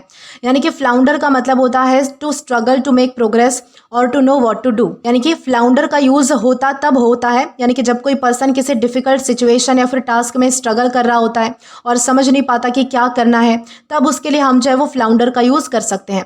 मतलब पर्सन ट्राई तो कर रहा है, लेकिन कन्फ्यूजन और डिफिकल्टी की वजह से प्रॉपरली प्रोग्रेस नहीं कर पा रहा। जैसे कि फॉर एग्जांपल मान लो कि एक स्टूडेंट है और उसको जो है वो एक डिफिकल्ट प्रोजेक्ट मिला है, वो काफ़ी जो है वो टाइम तक सोचता रहता है, डिफरेंट जो है वो चीज़ें ट्राई करता है, लेकिन उसे समझ नहीं आ रहा कि इस प्रोजेक्ट को जो है वो स्टार्ट कैसे करना है। तो तब हम बोल सकते हैं कि ही वॉज फ्लाउंडरिंग। यानी कि इसी तरह जो है वो मान लीजिए कि कोई बिजनेस स्टार्ट करे और प्रॉब्लम के बीच में जो है वो डायरेक्शन ही ना मिले कि किस वजह से जो है वो मतलब कि प्रॉब्लम हुई है या फिर कैसे जो है वो मतलब कि इसको सॉल्व करना है, तो इन्हीं के बीच अगर वो जो है वो स्ट्रगल करता रहता है, तो तब भी हम जो है वो फ्लाउंडर का यूज़ कर सकते हैं। यानी कि फ्लाउंडर का मतलब होता है स्ट्रगल प्लस कन्फ्यूज्ड होना प्लस प्रोग्रेस ना कर पाना। उसके लिए हम जो है वो फ्लाउंडर का यानी कि इस वर्ड का यूज़ आसानी से कर सकते हैं। जैसे कि यहाँ पर हमें एग्जाम्पल दिया जाता है कि he was floundering in his new job, यानी कि वो अपनी न्यू जॉब में काफ़ी स्ट्रगल कर रहा था, उसे जो है वो प्रॉपरली समझ नहीं आ रहा था कि क्या करना है, कैसे करना है, इस चीज़ से बाहर कैसे निकलना है। तो ये होता है फ्लाउंडर करना, कि किसी जगह पर जो है वो स्ट्रगल करना और आगे ना बढ़ पाना। इस तरीके से हमने समझा है। अब इसी के साथ हम जो है वो आगे बढ़ेंगे हमारे अगले वर्ड की ओर। अब दोस्तों इसके बाद हमारा अगला वर्ड आता है हिम। दोस्तों ये जो वर्ड है इसमें जो लास्ट वाला एन है ये बिल्कुल साइलेंट है, इसे जो है वो हिम नहीं करना है प्रोनाउंस, बल्कि हिम इस तरीके से आप जो है वो प्रोनाउंस करोगे, ठीक है। यानी कि इसे हिम बोला जाता है। हिम का मतलब होता है धार्मिक भजन, ईश्वर की स्तुति में गाया जाने वाला गीत, ठीक है। इस तरीके से यानी कि हिम का मतलब होता है a religious song of praise to God. यानी कि हिम एक रिलीजियस सॉन्ग होता है, धार्मिक गाना होता है, जो कि मतलब कि भगवान या फिर किसी डिवाइन पावर की प्रेज करने के लिए, वर्शिप करने के लिए, डिवोशन एक्सप्रेस करने के लिए गाया जाता है, ठीक है। ये यूजुअली कहाँ पर होता है, रिलीजियस गैदरिंग्स में होता है, प्रेयर्स के टाइम पर होता है, या फिर वर्शिप सर्विसेज में जो है वो सुनाया या फिर मतलब कि गाया जा सकता है। इस तरीके से जो है वो आप समझ सकते हैं। जैसे किसी रिलीजियस सेरेमनी में लोग एक साथ जो है वो एक डिवोशनल सॉन्ग गाते हैं, जिसमें जो है वो गॉड की ग्रेटनेस और उनके फेथ के बारे में जो है वो बातें होती है कि किस तरीके से भगवान पर भरोसा रखा जाना चाहिए, उनकी डिवाइनिटी कैसी है, वो किस तरीके से जो है वो हमारी मतलब कि प्रोटेक्शन करते हैं, सुरक्षा करते हैं। तो ये जो सारी जो चीज़ें उनके बारे में जो है वो तारीफ करते हुए या फिर उनकी मतलब कि पूजा करते हुए गाई जाती है, तो उसे हम जो है वो हिम कह सकते हैं। सिंपल वर्ड्स में हिम वो होता है जहाँ पर गॉड की प्रेज की जाती है और गॉड के प्रेज में कोई गाया जाने वाला रिलीजियस सॉन्ग, उसे जो है वो हिम कहा जाता है। जैसे कि हिंदी में जो है वो हम भजन कहते हैं, भजन कीर्तन कहते हैं ना, उस तरीके से ये होता है हिम, ठीक है। इस तरीके से आपको ध्यान रखना है। जैसे कि यहाँ पर हमारे पास एक सेंटेंस हमें दिया जाता है, they sang a hymn in the church. यानी कि उन्होंने जो है वो चर्च में एक रिलीजियस डिवोशनल सॉन्ग गाया। इस तरीके से हमने जो है वो मतलब कि यूज़ किया है हिम का। आई होप आपको अच्छे से क्लियर हो चुका है। अब इसी के साथ हम जो है वो आगे बढ़ेंगे हमारे अगले वर्ड की ओर। तो दोस्तों इसके बाद हमारा अगला वर्ड आता है इम्पेनेट्रेबल। दोस्तों इम्पेनेट्रेबल का मतलब होता है कि जिसे भेदा या फिर पार नहीं किया जा सकता, यानी कि इम्पॉसिबल और very difficult to enter, pass through और अंडरस्टैंड, उसे हम क्या कहते हैं, इम्पेनेट्रेबल हम उसे कह सकते हैं। यानी कि इम्पेनेट्रेबल का यूज़ किसी ऐसी चीज़ के लिए होता है जिसे जो है वो मतलब कि पेनेट्रेट नहीं किया जा सकता, एंटर नहीं किया जा सकता, या फिर क्रॉस या फिर अंडरस्टैंड करना उसे बहुत ही ज़्यादा डिफिकल्ट होता है या फिर लगभग इम्पॉसिबल होता है। ऐसी चीज़ों को हम क्या कहेंगे, इम्पेनेट्रेबल हम उन्हें कह सकते हैं। ये जो वर्ड है वो फिजिकल और एब्स्ट्रैक्ट दोनों सिचुएशन में यूज हो सकता है। फॉर एग्जाम्पल अगर एक बहुत ही थिक वॉल है जिसे कि इजीली क्रॉस नहीं किया जा सकता है, तो हम उसे इम्पेनेट्रेबल कह सकते हैं। इसी तरह अगर किसी बुक या फिर लेक्चर की जो लैंग्वेज है वो इतनी ज़्यादा कॉम्प्लिकेटेड है कि उसे समझना ऑलमोस्ट इम्पॉसिबल हो जाए, तो तब भी हम जो है वो उसे बोल सकते हैं कि द सब्जेक्ट इज इम्पेनेट्रेबल, कि वो जो है वो समझ ही नहीं आ रहा, इसलिए हमने जो है वो यहाँ पर इम्पेनेट्रेबल का यूज़ किया है। यानी कि इम्पेनेट्रेबल का मतलब होता है, इम का मतलब होता है जो पॉसिबल नहीं है, ठीक है, या फिर जो नहीं हो सकता। और पेनेट्रेबल का तो आपको मतलब पता होगा। पेनेट्रेबल का क्या मतलब होता है? जहां पर कोई घुस सकता है, एंटर कर सकता है, जहां पर पेनेट्रेशन किया जा सकता है, तो उसे हम जो है वो पेनेट्रेबल कहेंगे। तो जो पेनेट्रेट यानी कि अंदर क्रॉस ना किया जा सके उसे हम क्या कहेंगे? इम्पेनेट्रेबल कहेंगे। बहुत ही ईजी वर्ड है, ठीक है। इस तरीके से जैसे कि यहाँ पर हमारे पास एक सेंस हमें दिया जाता है, the fortress had an impenetrable wall, यानी कि फोर्ट्रेस की जो वॉल है वो इतनी ज़्यादा स्ट्रांग थी कि उसे जो है वो इजीली क्रॉस या फिर ब्रेक करके अंदर जाना पॉसिबल ही नहीं था। तो इस तरीके से हमने समझा है कि इम्पेनेट्रेबल यानी क्या होता है। अब इसी के साथ हम जो है वो आगे बढ़ेंगे हमारे अगले वर्ड की ओर। अब दोस्तों इसके बाद हमारा अगला वर्ड आता है आइडोलेट्री। दोस्तों आइडोलेट्री का मतलब होता है मूर्ति पूजा, किसी मूर्ति या फिर वस्तु की पूजा करना, उसे हम जो है वो आइडोलेट्री कहते हैं। यानी कि आइडोलेट्री का मतलब होता है द वर्शिप ऑफ आइडल्स और इमेजेस एज गॉड्स। यानी कि आइडोलेट्री का मतलब होता है कि किसी आइडल यानी कि किसी मूर्ति की, इमेज की, या फिर जो फिजिकल ऑब्जेक्ट होता है उसको मतलब कि भगवान के रूप में जो है वो समझकर उसकी पूजा करना, उसकी अर्चना करना, ठीक है। ये वर्ड मेनली जो है वो रिलीजियस कॉन्टेक्स्ट में ज़्यादा यूज़ होता है और डिफरेंट रिलीजन्स और ट्रेडिशंस में इसके जो है वो मीनिंग या फिर जो इंटरप्रिटेशन है वो अलग हो सकते हैं। सिंपल एग्जाम्पल के लिए, अगर किसी रिलीजियस बिलीफ के कॉन्टेक्स्ट में कोई पर्सन किसी फिजिकल आइडल यानी कि किसी मूर्ति को, या फिर मतलब कि किसी मूर्ति या फिर जो कोई फोटो हो सकती है, अगर उसको डिवाइन समझकर उसकी पूजा करता है तो उस प्रैक्टिस को आइडोलेट्री कहा जा सकता है। मेनली ये जो है वो मूर्तियों की पूजा करने के लिए ज़्यादा यूज़ होता है। ये वर्ड जो है वो mostly books, history, religious studies या फिर जो फॉर्मल डिस्कशंस हैं उनमें आपको ज़्यादा सुनने के लिए या फिर देखने के लिए मिलेगा। ध्यान रखने के लिए आपको बस इतना याद रखना है कि आइडल का मतलब होता है मूर्ति और आइडोलेट्री का मतलब होता है आइडल की वर्शिप यानी कि मूर्ति की पूजा, मूर्ति पूजा जिसे हम कह सकते हैं। बहुत ही सिंपल था। जैसे कि यहाँ पर हमारे पास जो है वो एक सेंटेंस हमें दिया जाता है, the book discusses the history of idolatry, यानी कि बुक में जो है वो आइडोलेट्री यानी कि आइडल्स की वर्शिप की जो हिस्ट्री है उसके बारे में डिस्कशन किया गया है कि ये कैसे शुरू हुई थी, कैसे लोग इसे फॉलो करते हैं, आज इसका क्या इम्पैक्ट हो रहा है, ये सारी चीज़ें उस बुक में जो है वो मतलब कि डिस्कस की गई थी। तो इस तरीके से आपको समझना है कि आइडोलेट्री यानी होता क्या है। अब दोस्तों इसी के साथ हम जो है वो आगे बढ़ेंगे हमारे अगले वर्ड की ओर। अब दोस्तों इसके बाद हमारा अगला वर्ड यहाँ पर हमें दिया जाता है जैनिटर। दोस्तों जैनिटर का मतलब होता है कि साफ सफाई और देखभाल करने वाला व्यक्ति, किसी बिल्डिंग की, किसी मतलब कि किसी भी चीज़ की जो देखभाल करता है, वहाँ की साफ सफाई करता है, तो उसे हम जो है वो जैनिटर कह सकते हैं। यानी कि जैनिटर का मतलब होता है a person who cleans and maintains a building. इस तरीके से यानी कि आपको ध्यान रखना है कि जैनिटर एक ऐसा वर्कर होता है जो किसी बिल्डिंग की क्लीनिंग और जो बेसिक मेंटेनेंस होती है ना उसका काम करता है। ये स्कूल्स, ऑफिसेज या फिर जो हॉस्पिटल्स होते हैं, अपार्टमेंट्स होते हैं या फिर जो अदर पब्लिक बिल्डिंग्स में मतलब कि जो काम करने वाले या फिर जो साफ सफाई करने वाले जो लोग होते हैं ना उन्हें हम जो है वो जैनिटर कह सकते हैं। फॉर एग्जाम्पल स्कूल में जो पर्सन क्लासरूम और जो कॉरिडोर्स क्लीन करता है, डस्टबिन एम्प्टी करता है, बिल्डिंग की जो बेसिक सफाई है या फिर जो मेंटेनेंस का ध्यान रखता है, तो ये सारे काम करने वाले व्यक्ति को हम क्या कहेंगे? जैनिटर हम उसे कह सकते हैं। अगर बिल्डिंग में कोई छोटी मेंटेनेंस प्रॉब्लम हो तो जैनिटर कभी कभी उसे हैंडल भी कर सकता है या फिर रिस्पॉन्सिबल स्टाफ को इन्फॉर्म भी कर सकता है, ये भी उसका काम होता है। ये चीज़ें सारी आपको जो है वो ध्यान रखनी है कि जैनिटर होता क्या है और किस तरीके से उसका काम होता है। सिंपल तरीके से आपको ध्यान रखना है कि जैनिटर का मतलब होता है बिल्डिंग की क्लीनिंग प्लस मेंटेनेंस करने वाला वर्कर, उसे हम कहते हैं जैनिटर। जैसे कि यहाँ पर हमारे पास एक एग्जाम्पल हमें दिया गया है, the janitor cleans the school every morning, यानी कि जैनिटर जो है वो हर सुबह स्कूल की क्लीनिंग करता है क्योंकि यही उसका काम है। इस तरीके से हमने समझा है कि जैनिटर यानी होता क्या है। अब दोस्तों इसी के साथ हम जो है वो आगे बढ़ेंगे हमारे अगले वर्ड की ओर। तो यहाँ पर हमारे पास वर्ड आता है लैपिडिस्ट। दोस्तों लैपिडिस्ट का मतलब होता है रत्नों को काटने, तराशने और चमकाने वाला व्यक्ति, यानी कि जो मतलब कि जेम्स होते हैं, जो डायमंड्स होते हैं ना, उनको कोई काटता है, जो तराशता है, चमकाता है, उसे हम क्या कहेंगे? उस व्यक्ति को हम लैपिडिस्ट कहते हैं। यानी कि लैपिडिस्ट का मतलब होता है a person who cuts, shapes and polishes gemstones. इस तरीके से आपको ध्यान रखना है। यानी कि लैपिडिस्ट एक स्किल्ड पर्सन होता है जो कि जो नेचुरल स्टोन्स होते हैं या फिर जो जेमस्टोन्स होते हैं उनको बहुत ही ध्यान से कट कर सकता है, शेप भी कर सकता है, पॉलिश करता है, ठीक है, ताकि उनकी जो ब्यूटी और जो शाइन है, उनकी जो चमक है वो इन्हांस हो सके, वो बढ़ाई जा सके और भी अच्छी की जा सके। जैसे एक रफ जेमस्टोन जो है वो नेचुरली मिलता है और उसका जो शेप है वो अनइवन होता है, लैपिडिस्ट क्या करता है? उस स्टोन को क्या करता है कि केयरफुली कट करके प्रॉपर शेप देता है और उसकी सरफेस को जो है वो पॉलिश करता है, जिससे कि वो जो है वो ज्वेलरी में काम आ सकता है या फिर यूज़ करने लायक ब्यूटीफुल स्टोन बन सकता है। इसका मेन काम जो है वो पेशेंस, प्रिसाइशन और नॉलेज की ज़रूरत होती है, ठीक है। इस काम में जो है वो बहुत ज़्यादा पेशेंस भी लगता है, प्रिसाइशन यानी कि बहुत ही सटीकता भी लगती है, थोड़ा भी इधर उधर नहीं चलता, और नॉलेज की खास ज़रूरत होती है। ये चीज़ आपको ध्यान रखनी है क्योंकि गलत कट से जो है वो वैल्यूएबल स्टोन डैमेज हो सकता है, यानी कि जो बहुत ही कीमती हीरा है वो भी आसानी से डैमेज हो सकता है अगर किसी मतलब कि किसी हीरे को या फिर किसी डायमंड को जो है वो गलत तरीके से अगर कट कर दिया गया या फिर गलत शेप दे दिया गया, तो ये इंपॉर्टेंट चीज़ आपको ध्यान रखनी है, ठीक है। तो ओवरऑल मीनिंग के लिए आप क्या ध्यान रखेंगे कि लैपिडिस्ट का मीनिंग होता है जेमस्टोन को कट करने वाला, शेप करने वाला या फिर पॉलिश करने वाला एक्सपर्ट, इस तरीके से। जैसे कि यहाँ पर हमारे पास एक सेंटेंस हमें दिया जाता है, the lapidist polish the gemstone carefully, यानी कि लैपिडिस्ट ने जेमस्टोन को बहुत ही ध्यान से पॉलिश किया, इस तरीके से।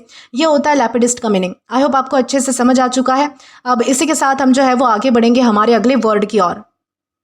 तो दोस्तों इसके बाद हमारा अगला वर्ड आता है मैक्रो। दोस्तों मैक्रो का मतलब होता है बड़े स्तर का या फिर समग्र रूप से देखने वाला, यानी कि मैक्रो का मतलब होता है लार्ज स्केल और relating to the overall picture rather than small details. यानी कि मैक्रो का मीनिंग कॉन्टेक्स्ट के अकॉर्डिंग चेंज हो सकता है, लेकिन जनरली इसका आइडिया होता है किसी चीज़ को बड़े लेवल या फिर ओवरऑल पिक्चर के रूप में देखना। इसका अपोजिट कॉमनली माइक्रो होता है जो कि स्मॉल डिटेल्स पर ज़्यादा फोकस करता है, ठीक है।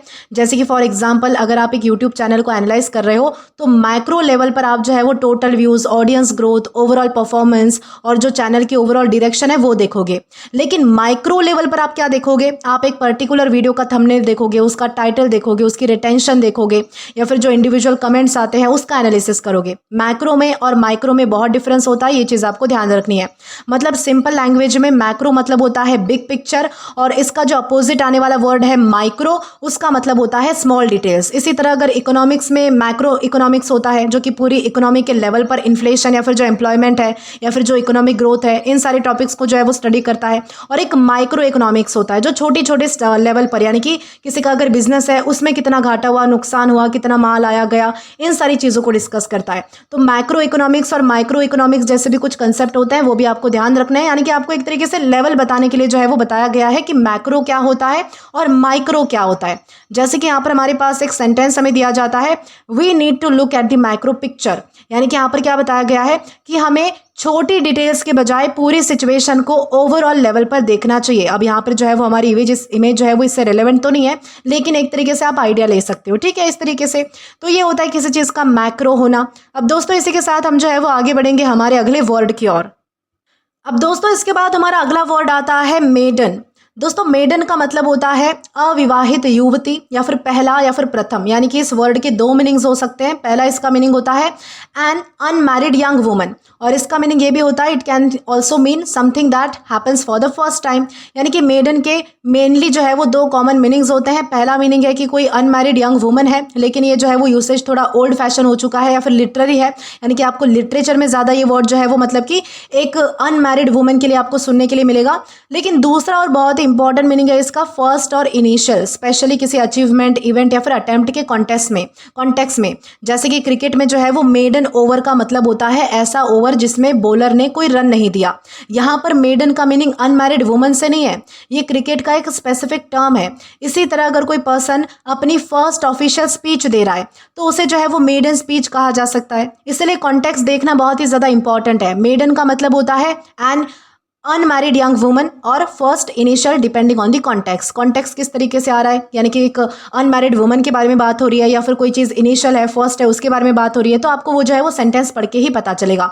जैसे कि यहाँ पर हमारे पास एक सेंटेंस हमें दिया जाता है, he gave his maiden speech in parliament. अब यहाँ पर जो है वो हमारा मतलब कि जो दूसरा वाला मीनिंग था किसी चीज़ का फर्स्ट टाइम होना या फिर इनिशियल होना, पहला होना, प्रथम होना, उस कॉन्टेक्स्ट में ये जो है वो सेंटेंस हमें दिया गया है, जिसका मतलब है कि उसने पार्लियामेंट में अपनी पहली ऑफिशियल स्पीच दी, इस तरीके से। तो ये इसका मीनिंग है। आई होप आपको ये अच्छे से क्लियर हो चुका है कि मेडन यानी होता क्या है और किस तरीके से हम इसका जो है वो दो अलग मीनिंग कॉन्टेक्स्ट में यूज़ कर सकते हैं। इसी के साथ हम जो है वो आगे बढ़ेंगे हमारे अगले वर्ड की ओर। अब दोस्तों इसके बाद हमारा अगला वर्ड आता है मसाचिस्ट। दोस्तों मसाचिस्ट का मतलब होता है कि दर्द या फिर तकलीफ सहने में असामान्य रूप से आनंद यानी कि खुशी महसूस करने वाला व्यक्ति, उसे हम जो है वो मसाचिस्ट कह सकते हैं। यानी कि a person who gets the satisfaction from experiencing pain और ह्यूमिलिटेशन, तो उसे हम क्या कहेंगे, ऐसे व्यक्ति को जो मतलब कि एक तरीके से तकलीफ सहने में, दर्द सहने में भी जो है वो खुशी महसूस करता है, तो ऐसे किसी पर्सन को हम जो है वो मसाचिस्ट कह सकते हैं। यानी कि दोस्तों ये जो मसाचिस्ट है ये एक साइकोलॉजिकल टर्म है जो कि जनरली ऐसे पर्सन के लिए यूज़ होता है जो कि दर्द, डिस्कम्फर्ट या फिर जो ह्यूमिलिटेशन होती है उनको एक्सपीरियंस करने में अनयूजुअल सेटिस्फैक्शन फील करता है। ये वर्ड जो है वो कैजुअल कॉन्वर्जेशन में कभी कभी फिगरेटिवली भी यूज़ हो सकता है। फॉर एग्जाम्पल, अगर कोई पर्सन है जो कि बार बार ऐसे डिफिकल्ट सिचुएशन चूज़ करता है जो उसके लिए अनकंफर्टेबल है, तो उसके फ्रेंड जो है वो जोकिंगली उसे कह सकते हैं कि आर यू अ मसोचिस्ट, यानी कि इसका मतलब है कि क्या तू ऐसा पर्सन है जिसे मतलब कि तकलीफ सहने में बहुत ही मज़ा आ रहा है, इस तरीके से। तो यूजुअली लिटरल साइकोलॉजिकल मीनिंग नहीं है, बल्कि ये एक मतलब कि कह रहे होते हैं कि तुम बार बार इतनी डिफिकल्ट चीज़ क्यों चूज़ करते हो। ये होता है मसोचिस्ट का मतलब, ठीक है। इस वर्ड को याद रखते वक्त ये समझना बहुत ज़्यादा इंपॉर्टेंट है कि सिर्फ किसी को पेन टॉलरेट करना पसंद होना ऑटोमेटिकली मसोचिस्ट नहीं बनता है, ठीक है। इस तरीके से आपको सारी चीज़ें क्लियर करनी है। जैसे कि यहाँ पर हमारे पास एक एग्जाम्पल दिया जाता है हमें इंग्लिश में, ही जोकिंगली कॉल्ड हिमसेल्फ अ मसोचिस्ट, यानी कि उसने मजाक में खुद को मसोचिस्ट कहा क्योंकि वो बार बार डिफिकल्ट सिचुएशन चूज करता था। दोस्तों, इस तरीके से हमने समझा है कि मसोचिस्ट यानी होता क्या है। अब इसी के साथ हम जो है वो आगे बढ़ेंगे हमारे अगले वर्ड की ओर। तो दोस्तों, इसके बाद हमारा अगला वर्ड आता है लोक्वेशियस।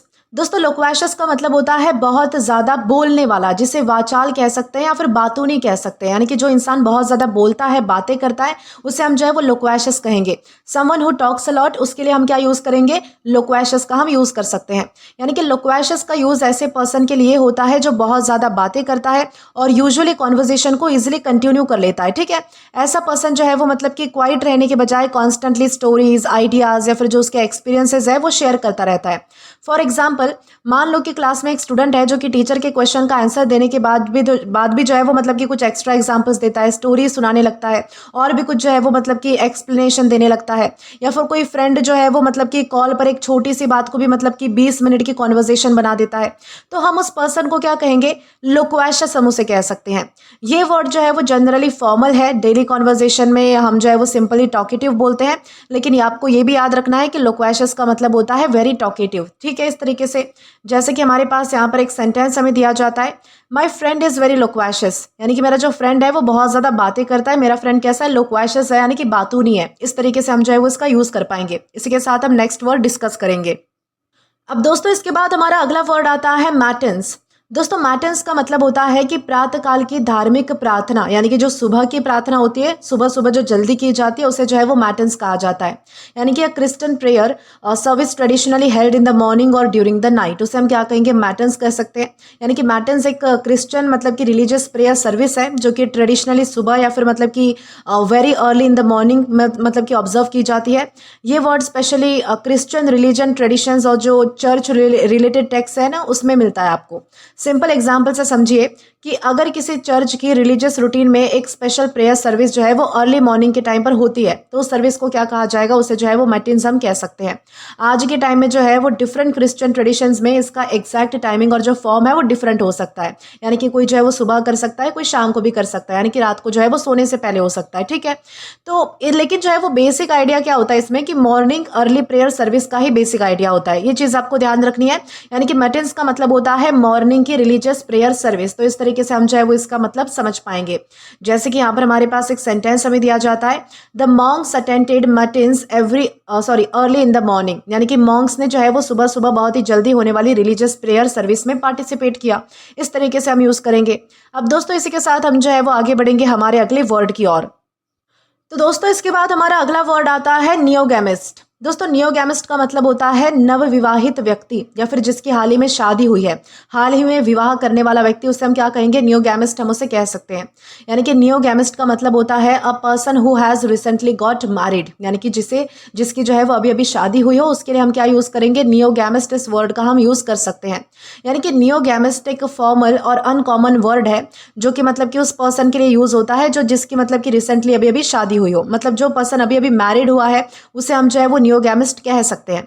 फॉर एग्जाम्पल, मान लीजिए कि किसी कपल की शादी कुछ दिन या फिर कुछ वीक्स पहले हुई है और वो अपनी न्यू मैरिड लाइफ जो है वो स्टार्ट कर रहे हैं, तो उन्हें जो है वो नियोगैमिस्ट कहा जा सकता है।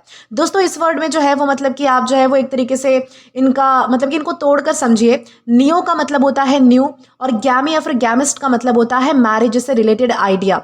इसलिए यहाँ पर याद रखना हमारे लिए ईजी हो जाएगा कि जब हम नियोगैमिस्ट की बात करते हैं तो नियो का मतलब होता है नया और गैमिस्ट का मतलब होता है मैरिज से रिलेटेड, यानी कि जिनकी नई नई शादी हुई है। इस तरीके से हम समझ पाएंगे, बहुत ईजी है। यानी कि न्यूली मैरिड पर्सन, तो ये होता है नियोगैमिस्ट। जैसे कि यहाँ पर हमारे पास एग्जाम्पल हमें दिया जाता है, द नियोगैमिस्ट लुक्ड वेरी हैप्पी, यानी कि जो नया नया मैरिड हुआ जो पर्सन है वो बहुत ही खुश लग रहा था, या फिर जो कपल है वो खुश लग रहा था, इस तरीके से हम कह सकते हैं। ये होता है किसी का नियोगैमिस्ट होना। अब दोस्तों इसी के साथ हम जो है वो आगे बढ़ेंगे हमारे अगले वर्ड की ओर। तो यहाँ पर हमारे पास एक वर्ड हमें दिया जाता है मोनोथिज्म।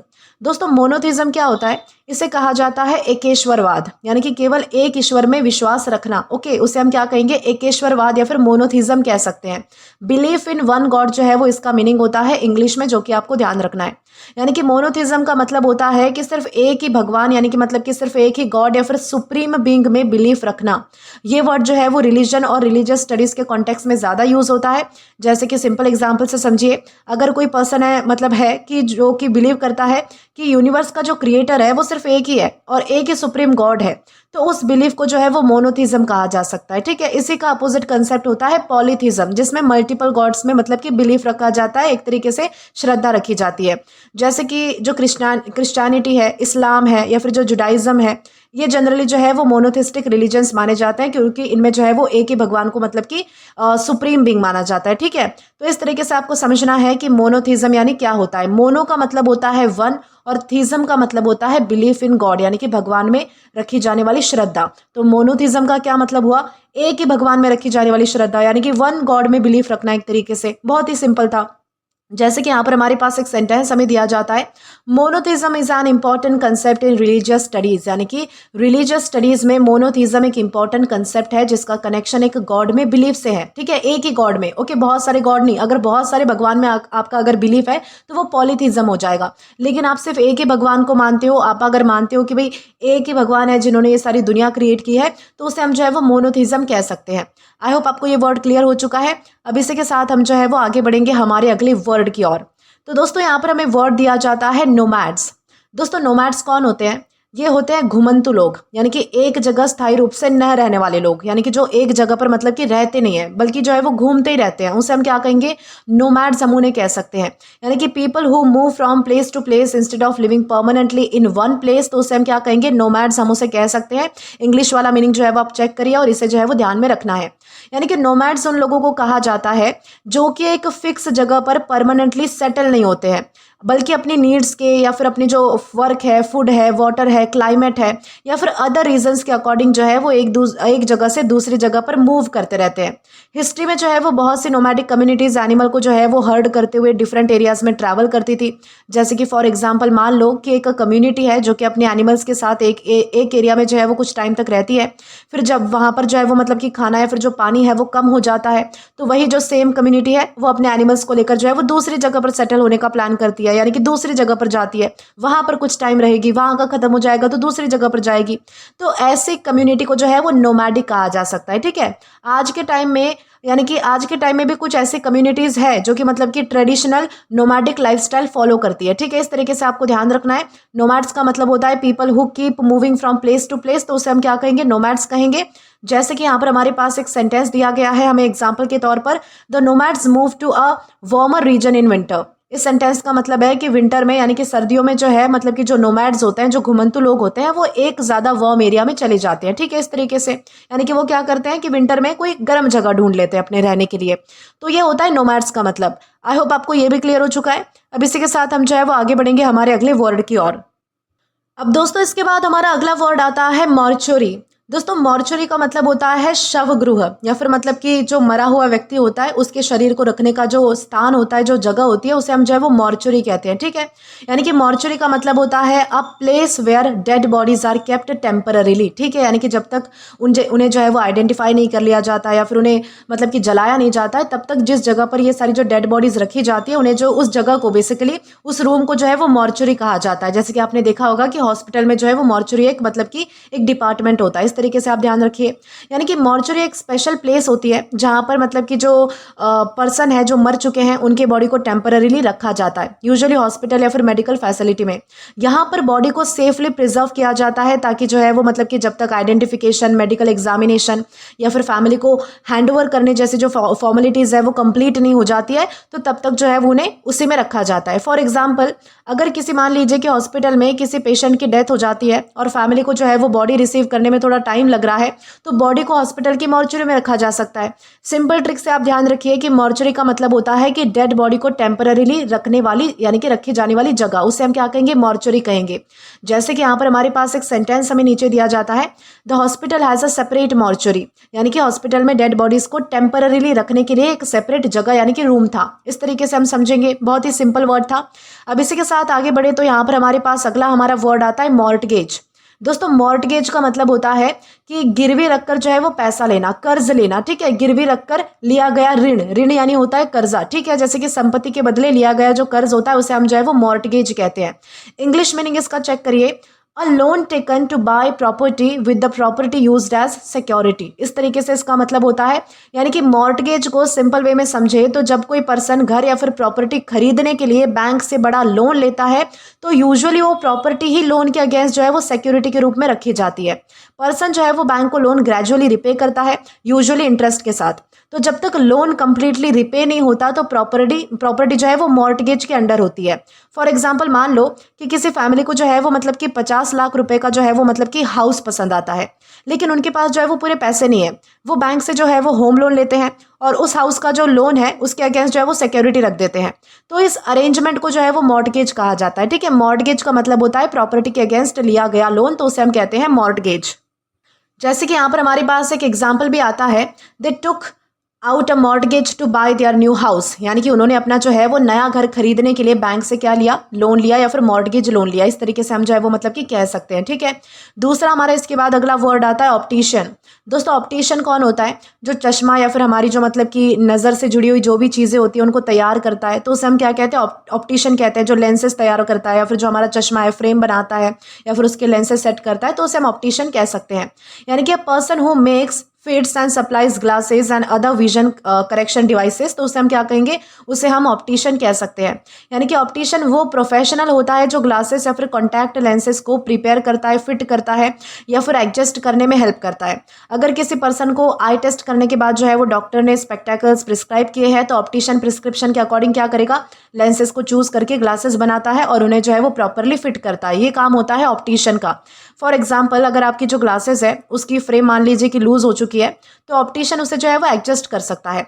लेकिन एक इंपॉर्टेंट डिफरेंस याद रखिए, ऑप्टिशियन और ऑप्टोमेट्रिस्ट सेम नहीं होते। ऑप्टोमेट्रिस्ट आई की जो विजन होती है उसको एग्जामाइन करके प्रिस्क्रिप्शन दे सकता है हमें कि हमें क्या करना चाहिए, कौन सी ड्रॉप डालनी है आंखों में या फिर कौन सा चश्मा लेना है। जबकि ऑप्टिशियन मेनली उस प्रिस्क्रिप्शन के अकॉर्डिंग ग्लासेस या फिर लेंसेज प्रोवाइड करता है और फिट करता है।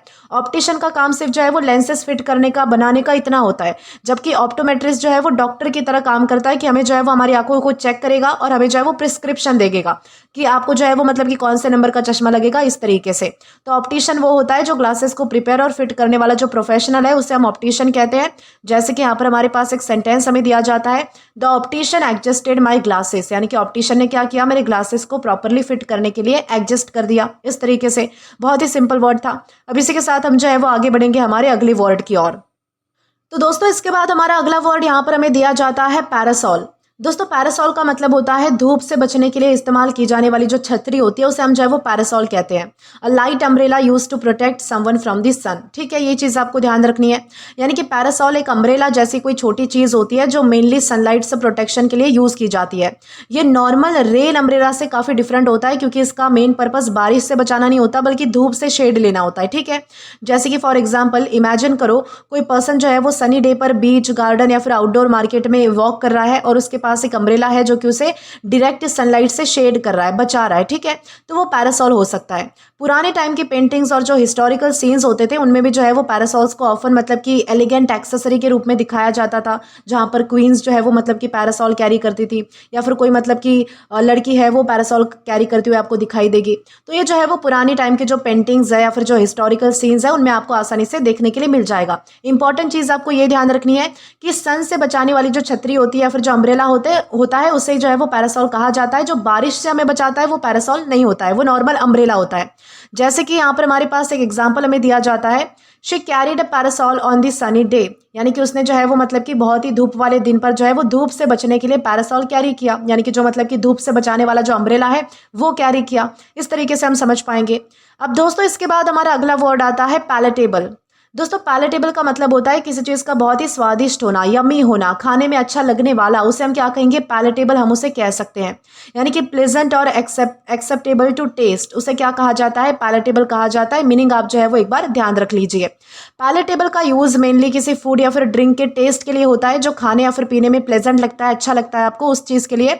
अगर कोई फूड मान लीजिए कि टेस्टी है, रीजनेबली इंजॉयबल है, या फिर इजीली ईट किया जा सकता है, खाया जा सकता है, तो हम उसे जो है वो पैलेटेबल कह सकते हैं। फॉर एग्जाम्पल, मान लीजिए कि आपने जो है वो एक न्यू वेजिटेबल डिश ट्राई की और पहले आपको लगा कि शायद इसका जो टेस्ट है वो पसंद नहीं आएगा इतना, लेकिन टेस्ट करने के बाद आपको वो एक्चुअली बहुत ज़्यादा अच्छी लगी, तो आप बोल सकते हो the dish is quite palatable. ये जो वर्ड है वो सिर्फ वेरी डिलीशियस के लिए यूज़ नहीं होता है, इसका सेंस सिंपली प्लेजेंट और एक्सेप्टेबल टू टेस्ट भी हो सकता है। ठीक है, इसका एक फिगरेटिव यूज़ भी होता है कि किसी डिफिकल्ट आइडिया या फिर सिचुएशन को मोर एक्सेप्टेबल बताने के लिए। ठीक है, इस तरीके से आपको ध्यान रखना है।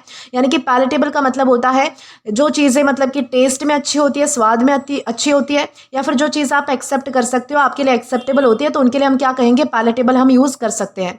जैसे कि यहाँ पर हमारे पास एक एग्जाम्पल हमें दिया जाता है, सेंटेंस यहाँ पर है, the soup was warm and palatable. यानी कि जो सूप था वो गर्म था और टेस्ट में अच्छा था, ईजिली इंजॉयबल था। इस तरीके से टेस्ट बहुत अच्छा था। ये होता है किसी चीज़ का पैलेटेबल होना। अब दोस्तों इसी के साथ हम जो है वो आगे बढ़ेंगे हमारे अगले वर्ड की ओर। अब दोस्तों इसके बाद हमारा अगला वर्ड यहाँ पर हमें दिया जाता है पैनेसिया। दोस्तों पैनेसिया का मतलब होता है सर्व रोग नाशक उपाय या फिर हर समस्या का समाधान, जिसे हम रामबाण कहते हैं ना, वो होता है पैनेसिया।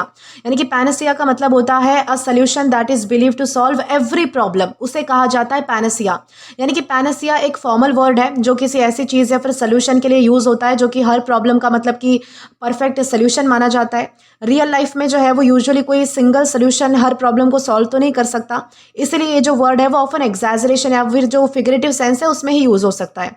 फॉर एग्जाम्पल, मान लो कोई पर्सन कहता है कि भाई बस ये जो एक ऐप है ना, ये यूज़ करना स्टार्ट कर दो, तुम्हारी जो स्टडीज़ की सारी प्रॉब्लम है वो सॉल्व हो जाएगी। तो हम कह सकते हैं कि भाई वो जो एक ऐप है वो पैनेसिया मतलब कि है, पैनेसिया है, यानी कि सारे मतलब कि जितने भी हमारे डाउट्स हैं उनका रामबाण इलाज है। इस तरीके से सिमिलरली कोई नई टेक्नोलॉजी यूज़फुल हो सकती है, लेकिन उसे सोसाइटी की हर प्रॉब्लम का सोल्यूशन मान लेना रियलिस्टिक नहीं होगा। इस तरीके से सिंपल ट्रिक से आपको ये ध्यान रखना है कि पैनेसिया का मतलब होता है one perfect solution for every problem, उसे कहा जाता है पैनेसिया, यानी कि रामबाण इलाज किसी चीज़ का। जैसे कि यहाँ पर हमारे पास एक सेंटेंस हमें दिया जाता है, यानी कि एग्जाम्पल है, there is no panacea for every problem. यानी कि इसमें जो है वो कॉन्ट्रडिक्ट किया गया है हमारे एग्जाम्पल में कि मतलब कि हर प्रॉब्लम सॉल्व करने के लिए एक कोई परफेक्ट रामबाण इलाज नहीं हो सकता, परफेक्ट कोई सोल्यूशन नहीं हो सकता। रियलिटी हमारे यहाँ पर मतलब कि हमें सेंटेंस में बता दी गई है। तो आई होप आपको अच्छे से समझ आ चुका है कि पैनेसिया यानी क्या होता है और किस तरीके से हम जो है वो इसका अलग अलग सेंटेंसेस में यूज़ कर सकते हैं। अब दोस्तों इसके बाद हमारा अगला वर्ड आता है क्वाड्रूप। दोस्तों क्वाड्रूप का क्या मतलब होता है, जो चार पैरों पर चलने वाला जीव होता है, जो जानवर होता है ना, उसे हम क्वाड्रूप कहते हैं। ठीक है, an animal that walks on 4 legs, इस तरीके से। यानी कि क्वाड्रूप का यूज जो है वो ऐसे एनिमल्स के लिए होता है जो मतलब कि चार पैर यानी कि जो मतलब कि 4 legs होते हैं, उन पर जो है वो वॉक करते हैं या फिर मूव करते हैं। दोस्तों क्वाड का जो कनेक्शन है ना, QUAD, इसका कनेक्शन 4 से है, यानी कि 4 से है। ठीक है, इसलिए इस वर्ड को याद रखना ईजी हो सकता है, जैसे कि डॉग है, कैट है, हॉर्स है, काऊ है, या फिर मैनी अदर मैमल्स है जो कि मतलब कि 4 legs का यूज़ करके मूव करते हैं या फिर चलते हैं, तो इसलिए उन्हें जो है वो मतलब कि क्वाड्रूप कहा जा सकता है। फॉर एग्जाम्पल, अगर बायोलॉजी की क्लास में टीचर एनिमल्स को उनके मूवमेंट के बेसिस पर क्लासिफाई कर रहे हैं, तो वो जो है वो 4 legged एनिमल्स को क्वाड्रूप कह सकते हैं। क्वाड का मतलब होता है 4 और पेड का मतलब होता है फुट, यहाँ पर इसका मतलब हुआ क्वाड्रूप यानी कि 4-footed एनिमल। जैसे कि यहाँ पर हमारे पास एग्जाम्पल में हमें बताया गया है, अ हॉर्स इज अ क्वाड्रूप्ड, यानी कि हॉर्स एक ऐसा एनिमल है जो कि 4 पैरों पर चलता है या फिर मूवमेंट करता है। इस तरीके से बहुत ही सिंपल वर्ड था। अब इसी के साथ आगे बढ़ेंगे तो यहाँ पर हमारे पास अगला हमारा वर्ड आता है रेक्लूज। दोस्तों रेक्लूज का मतलब होता है एकांतवासी, लोगों से अलग थलग रहने वाला व्यक्ति, जिसे जो है वो लोगों के साथ रहना पसंद नहीं है, यानी कि a person who lives alone and avoids contact with other people, तो उसे हम क्या कहेंगे, रेक्लूज हम उसे कह सकते हैं। यानी कि रेक्लूज यानी कि ऐसे पर्सन को कहा जाता है रेक्लूज जो जानबूझकर सोशल लाइफ से काफ़ी दूर रहना पसंद करता है और यूजुअली दूसरे लोगों से मिलना जुलना जो है वो टालता है या फिर अवॉइड करता है। ठीक है, ये सिर्फ दोस्तों मतलब कि इंट्रोवर्ट नहीं होता, इंट्रोवर्ट होने से थोड़ा डिफरेंट है ये वर्ड। इंट्रोवर्ट पर्सन को अलोन टाइम स्पेंड करना पसंद आता है, लेकिन वो ज़रूरी नहीं है कि लोगों से जो है वो कंप्लीटली ही मतलब कि डिस्टेंस रखता है। ठीक है, इंट्रोवर्ट जो है वो कभी कभार लोगों से मिल भी लेते हैं, लेकिन एक जो रेक्लूज होता है वो जनरली अपनी लाइफ को बहुत ही प्राइवेट रखता है। सोशल गैदरिंग्स या फिर जो पब्लिक अपीयरेंसेज है या फिर अननेसेसरी जो इंटरेक्शन पर्सन्स है उनसे वो जो है वो ज़्यादा से ज़्यादा जितना हो सके उतना दूर रहने की कोशिश करता है। ठीक है, जैसे कि साधु संत महात्मा जैसे लोग होते हैं उनके लिए आप ये जो वर्ड है वो आराम से यूज़ करते हो, क्योंकि वो मतलब कि दुनिया से जो है वो मिलना जुलना, ये सारी चीज़ें करना, बातचीत करना या फिर मतलब कि एक तरीके से सोशल कॉन्टैक्ट रखना उनको बिल्कुल भी पसंद नहीं आता। जैसे कि फॉर एग्जाम्पल इमेजिन करो कि एक राइटर है जो कि अपने एक व्हाइट हाउस में जो है वो मोस्टली अकेला रहता है, बहुत ही कम लोगों से मिलता है और अपनी राइटिंग पर ज़्यादा से ज़्यादा फोकस करता है। तो अगर वो मतलब कि जानबूझकर सोसाइटी से डिस्टेंस मेंटेन कर रहा है तो उसे जो है वो रेक्लूस कहा जा सकता है। ठीक है, यानी कि सिंपल वर्ड्स में आपको ध्यान रखना है कि रेक्लूस का मतलब होता है person who prefers to live away from people. इस तरीके से आपको जो है वो ध्यान रखना है। ठीक है, जैसे कि यहाँ पर हमारे पास एक सेंटेंस हमें दिया गया है, the writer became a recluse after his retirement. इस सेंटेंस का मतलब है कि रिटायरमेंट के बाद वो जो राइटर है वो लोगों से दूर रहने लगा और मोस्टली यानी कि ज़्यादातर अकेला रहना जो है वो पसंद करने लगा। इस तरीके से हमने जो है वो मतलब कि रेक्लूस का यहाँ पर यूज़ किया है। इसी के साथ हम आगे बढ़ेंगे। अब दोस्तों इसके बाद हमारा अगला वर्ड आता है सिएस्टा। दोस्तों सिएस्टा का मतलब होता है दोपहर के समय में थोड़ी देर के लिए नींद या फिर आराम करना। उसे हम क्या कहेंगे? सिएस्टा हम उसे कहेंगे, यानी कि अ शॉर्ट स्लीप और rest taken in the afternoon उसे कहा जाता है सिएस्टा। यानी कि सिएस्टा का मतलब होता है कि दोपहर में लिया गया शॉर्ट नैप या फिर मतलब कि आराम करना। ये जो वर्ड है वो स्पेशली उन कल्चर्स के कॉन्टेक्स्ट में फेमस है जहाँ पर लंच के बाद थोड़ी देर जो है वो रेस्ट करना कॉमन ट्रेडिशन माना जाता है। ठीक है, जैसे कि फॉर एग्जाम्पल मान लो कि आपने जो है वो लंच कर लिया और आफ्टरनून में जो है वो पढ़ाई या फिर काम करने से पहले आप 20-30 मिनट के लिए सो गए, तो उस शॉर्ट आफ्टरनून स्लीप को सिएस्टा कहा जा सकता है। ठीक है, सिएस्टा का मतलब जरूरी नहीं है कि बहुत ही लंबी स्लीप हो। जनरली ये जो है वो शॉर्ट डे टाइम रेस्ट होता है, एक तरीके से क्विक जो नैप होती है आपकी पावर नैप, उस तरीके से सिएस्टा का मतलब होता है आफ्टरनून की शॉर्ट स्लीप, यानी कि रेस्ट लेना, एक तरीके से सोना थोड़ी देर के लिए। जैसे कि यहाँ पर हमारे पास एग्जाम्पल हमें दिया गया है, grandpa takes a siesta after lunch. बहुत ही बेसिक एग्जाम्पल है कि मेरे जो दादाजी है वो लंच के बाद थोड़ी देर के लिए यानी कि दोपहर में रेस्ट करते हैं या फिर छोटी सी नैप लेते हैं, सो जाते हैं थोड़ी देर 20-30 मिनट के लिए। ये होता है सिएस्टा। ठीक है, आई होप आपको ये वर्ड अच्छे से क्लियर हो चुका है। अब दोस्तों इसके बाद हमारा अगला वर्ड आता है सेनिलिटी। दोस्तों सेनिलिटी का मतलब होता है कि बुढ़ापे में मानसिक क्षमता और जो याददाश्त है उसका कमजोर हो जाना। यानी कि जो वर्ड है वो बेसिकली बुढ़ापे को दिखाता है, और जो बुढ़ापे के साथ प्रॉब्लम्स आती है ना इंसान के शरीर में या फिर उसके इमोशंस में, मेंटल हेल्थ में या फिर फिजिकल हेल्थ में, उसको दिखाने के लिए हम जो है वो सेनिलिटी का यूज कर सकते हैं। सेनिलिटी का मतलब होता है कि mental decline associated with old age, specially memory problems. यानी कि ये जो वर्ड है वो ज्यादातर मेमोरी प्रॉब्लम्स यानी कि जो बुढ़ापे में मेंटल प्रॉब्लम्स होती है ना किसी को भी, उसके लिए ज्यादातर यूज होता है। यानी कि सेनिलिटी एक ओल्ड फैशन टर्म है जो कि ट्रेडिशनली ओल्ड एज में यूज होने वाली ट्रेडिशनली ओल्ड एज में जो होने वाली मेमोरी लॉस है या फिर जो थिंकिंग या फिर मेंटल एबिलिटीज की डिक्लाइन है उसको डिस्क्राइब करने के लिए ज़्यादातर यूज़ किया जाता है। फॉर एग्जाम्पल अगर मान लीजिए कि कोई बहुत ही एल्डरली पर्सन को फ्रिक्वेंटली नेम्स या फिर जो रिसेंट इवेंट्स है वो याद रखने में बहुत ज़्यादा दिक्कत होने लगती है, तो पुरानी इंग्लिश में लोग जो है वो इस कंडीशन को सेनिलिटी कह सकते थे। ठीक है, लेकिन आज के मेडिकल कॉन्टेक्स्ट में सेनिलिटी को प्रिसाइज मेडिकल डायग्नोसिस नहीं माना जाता। डॉक्टर्स यूजुअली जो है वो स्पेसिफिक कंडीशन जैसे कि डिमेंशिया के बारे में जो है वो बात करते हैं इस कॉन्टेक्स्ट में, अगर बात करना चाहते हैं इस बीमारी के बारे में तो। ठीक है, इसलिए वोकैबुलरी में इसका बेसिक मीनिंग याद रखो कि सेनिलिटी का मतलब होता है कि बुढ़ापे से एसोसिएटेड मेंटल डिक्लाइन, इस तरीके से। जैसे कि यहाँ पर अगर मैं एक एग्जाम्पल आपको दूं तो यहाँ पर नीचे जो है वो मतलब कि सेंटेंस लिखा गया है, the novel describe the effect of senility. यानी कि नॉवल में ओल्ड एज के साथ होने वाली जो मेंटल डिक्लाइन है उसके जो असर है, उसके जो इफेक्ट है, प्रभाव है, उसको डिस्क्राइब किया गया है। ठीक है, इस तरीके से बहुत ही हमारा जो है वो मतलब कि सिंपल वर्ड था। अब इसी के साथ हम जो है वो आगे बढ़ेंगे और डिस्कस करेंगे हमारे अगले वर्ड को। अब दोस्तों इसके बाद हमारा अगला वर्ड आता है साइनिक्योर। दोस्तों साइनिक्योर का मतलब होता है ऐसा पद, ऐसा कोई औहदा, ऐसी कोई पोजीशन जिसमें जो है वो आपको बहुत ही काम जो है वो कम करना पड़े और साथ ही साथ आपकी जो सैलरी है या फिर जो भी आपको एक्स्ट्रा एडवांटेजेस मिल रहे हैं, पर्क्स एंड इंसेंटिव्स मिल रहे हैं, वो आपको जो है वो टाइम टू टाइम एकदम सही तरीके से मिलते रहे। यानी कि काम कम और सैलरी ज़्यादा, इस तरीके के मतलब कि काम को हम क्या कहेंगे? साइनिक्योर हम उसे कह सकते हैं। यानी कि a job that requires little or no work but provides a salary और बेनिफिट्स, तो उसे कहा जाता है साइनिक्योर। यानी कि साइनिक्योर एक ऐसे जॉब या फिर पोजीशन को कहा जाता है जिसमें पर्सन को बहुत ही कम रिस्पॉन्सिबिलिटी या फिर एक्चुअल वर्क करना पड़ता है, लेकिन उसे जो है वो सैलरी, स्टेटस या फिर जो दूसरे कुछ फायदे हैं वो टाइम टू टाइम मिलते रहते हैं। ठीक है, ये वर्ड यूजुअली नेगेटिव या फिर क्रिटिकल सेंस में यूज होता है, स्पेशली जब किसी पर्सन को अनफेयरली एक कंफर्टेबल पोजीशन मिल जाती है। ठीक है, उस तरीके से जैसे कि फॉर एग्जाम्पल मान लीजिए कि किसी ऑर्गेनाइजेशन में एक पर्सन को जो है वो एक हाई लेवल पोस्ट दे दी गई है, लेकिन उसे जो है वो प्रैक्टिकली कोई इंपॉर्टेंट काम नहीं करना पड़ता, फिर भी उसे जो है वो रेगुलर सैलरी भी मिल जाती है, जाती है टाइम पे, और जो मतलब कि प्रिविलेजेस है वो भी रिसीव हो जाते हैं, कुछ पर्क्स एंड इंसेंटिव्स है वो भी उसे टाइम पर मिल जाते हैं। तो लोग उस पोजीशन को क्या कहेंगे, साइनेक्योर कहेंगे कि कुछ काम धंधा तो करना नहीं है, बस ऐसे ही मतलब कि फालतू में चाहे वो सैलरी मिल जा रही है या फिर मतलब कि टाइम टू टाइम सैलरी मिल जा रही है बिना कुछ किए, तो उसे कहा जाता है साइनेक्योर। यानी कि easy job plus little work plus salary benefits, उसे क्या कहा जाएगा, साइनेक्योर, उसे हम जो है वो कह सकते हैं। जैसे कि यहाँ पर हमारे पास एक सेंटेंस हमें दिया जाता है, तो यहाँ पर लिखा गया है the position was seen as a sinecure, यानी कि उस पोजीशन को ऐसी कंफर्टेबल जॉब माना गया जिसमें काम तो बहुत ही कम है लेकिन सैलरी और बेनिफिट जो है वो मतलब कि मिलते थे। इस तरीके से हमने समझा है कि साइनेक्योर यानी क्या होता है। ठीक है, अब इसी के साथ हम जो है वो आगे बढ़ेंगे हमारे अगले वर्ड की ओर। अब दोस्तों इसके बाद हमारा अगला वर्ड आता है सोमनम्बुलिस्ट।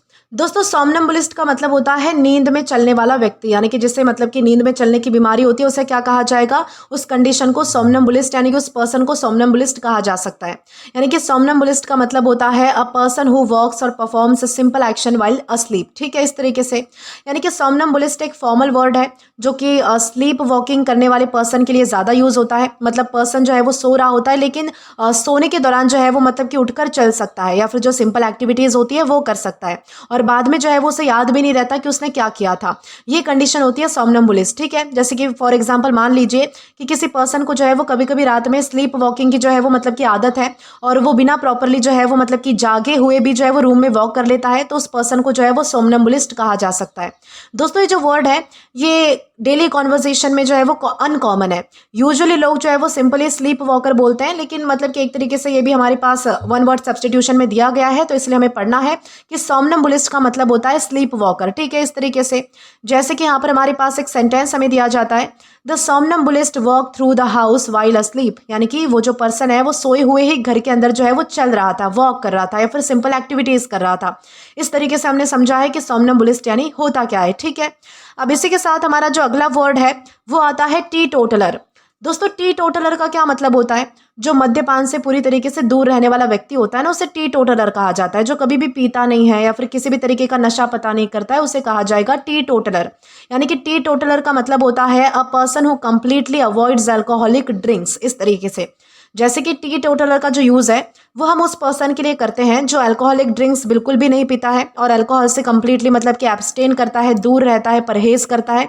ये सिर्फ किसी पर्टिकुलर दिन या फिर ओकेजन पर अल्कोहल अवॉइड करना है ऐसा नहीं होता, बल्कि टी टोटलर जो व्यक्ति होता है ना, ये जनरली अल्कोहल को अपनी लाइफस्टाइल का पार्ट ही नहीं बनाता। ठीक है, यानी कि वो कभी नहीं पीता या फिर उसने जो है वो कभी लाइफ में पी भी नहीं होती है, उसे कहा जाता है टी टोटलर। ऐसा नहीं है कि कोई ओकेजन आ गया तो आप नहीं पियोगे या फिर आज नहीं पीने का मन है, इस तरीके से ये नहीं होता है। टी टोटलर जो है वो हमेशा से या तो उसने पी नहीं होती है या फिर वो आगे भी पीने वाला नहीं होता है, उसे हम कहेंगे टी टोटलर। फॉर एग्जाम्पल अगर फ्रेंड जो है वो किसी पार्टी में ड्रिंक्स ऑफर करते हैं और एक पर्सन जो है वो क्लियरली कहता है कि no I don't drink alcohol, क्योंकि वो हमेशा अल्कोहल अवॉइड करता है, तो उसे जो है वो टी टोटलर कहा जा सकता है। ठीक है, सिंपल ट्रिक से ध्यान रखिएगा, person who completely avoids alcohol उसे क्या कहा जाएगा, टी टोटलर हम उसे कह सकते हैं। जैसे कि यहाँ पर हमारे पास एक सेंटेंस हमें दिया गया है, my uncle is a T toddler, यानी कि मेरे जो अंकल है वो अल्कोहल बिल्कुल भी नहीं पीते। इस तरीके से बहुत ही ईजी क्वेश्चन हमारा वर्ड था। अब इसी के साथ हम जो है वो आगे बढ़ेंगे हमारे अगले वर्ड की ओर। अब दोस्तों इसके बाद हमारा अगला वर्ड आता है टर्न कोट। दोस्तों टर्न कोट का मतलब होता है पक्ष बदलने वाला या फिर अपने ग्रुप या फिर विचारों को छोड़कर विरोधी पक्ष में जाने वाला, उसे हम क्या कहेंगे, टर्न कोट हम उसे कह सकते हैं। यानी कि टर्न कोट का मतलब होता है a person who changes side especially to join an opposing group. ठीक है, इस तरीके से यानी कि टर्न कोट का यूज़ ऐसे पर्सन के लिए होता है जो कि अपने ग्रुप, अपनी टीम, ऑर्गेनाइजेशन या फिर जो पॉलिटिकल साइड होती है उसको छोड़कर अपनी अपोजिट साइड जो है वो ज्वाइन कर लेता है, स्पेशली जब उसका जो डिसीजन है वो बिट्रेयल यानी कि विश्वासघात जैसा लगे। उस सेंस में हम जो है वो मतलब कि टर्न कोट का यूज़ कर सकते हैं। दोस्तों इस वर्ड में जो है वो यूजुअली नेगेटिव फीलिंग होती है, क्योंकि पर्सन को डिसलॉयल या फिर अनफेथफुल माना जा सकता है कि भाई वो जो है वो जल्दी से उसने साइड चेंज कर ली, कुछ दिनों तक इस पार्टी में था बाद में उस पार्टी में चला गया। ये होता है मतलब कि एक तरीके से किसी का ट्रस्ट तोड़कर उधर जाना, तो उसे हम कहेंगे टर्न कोट करना।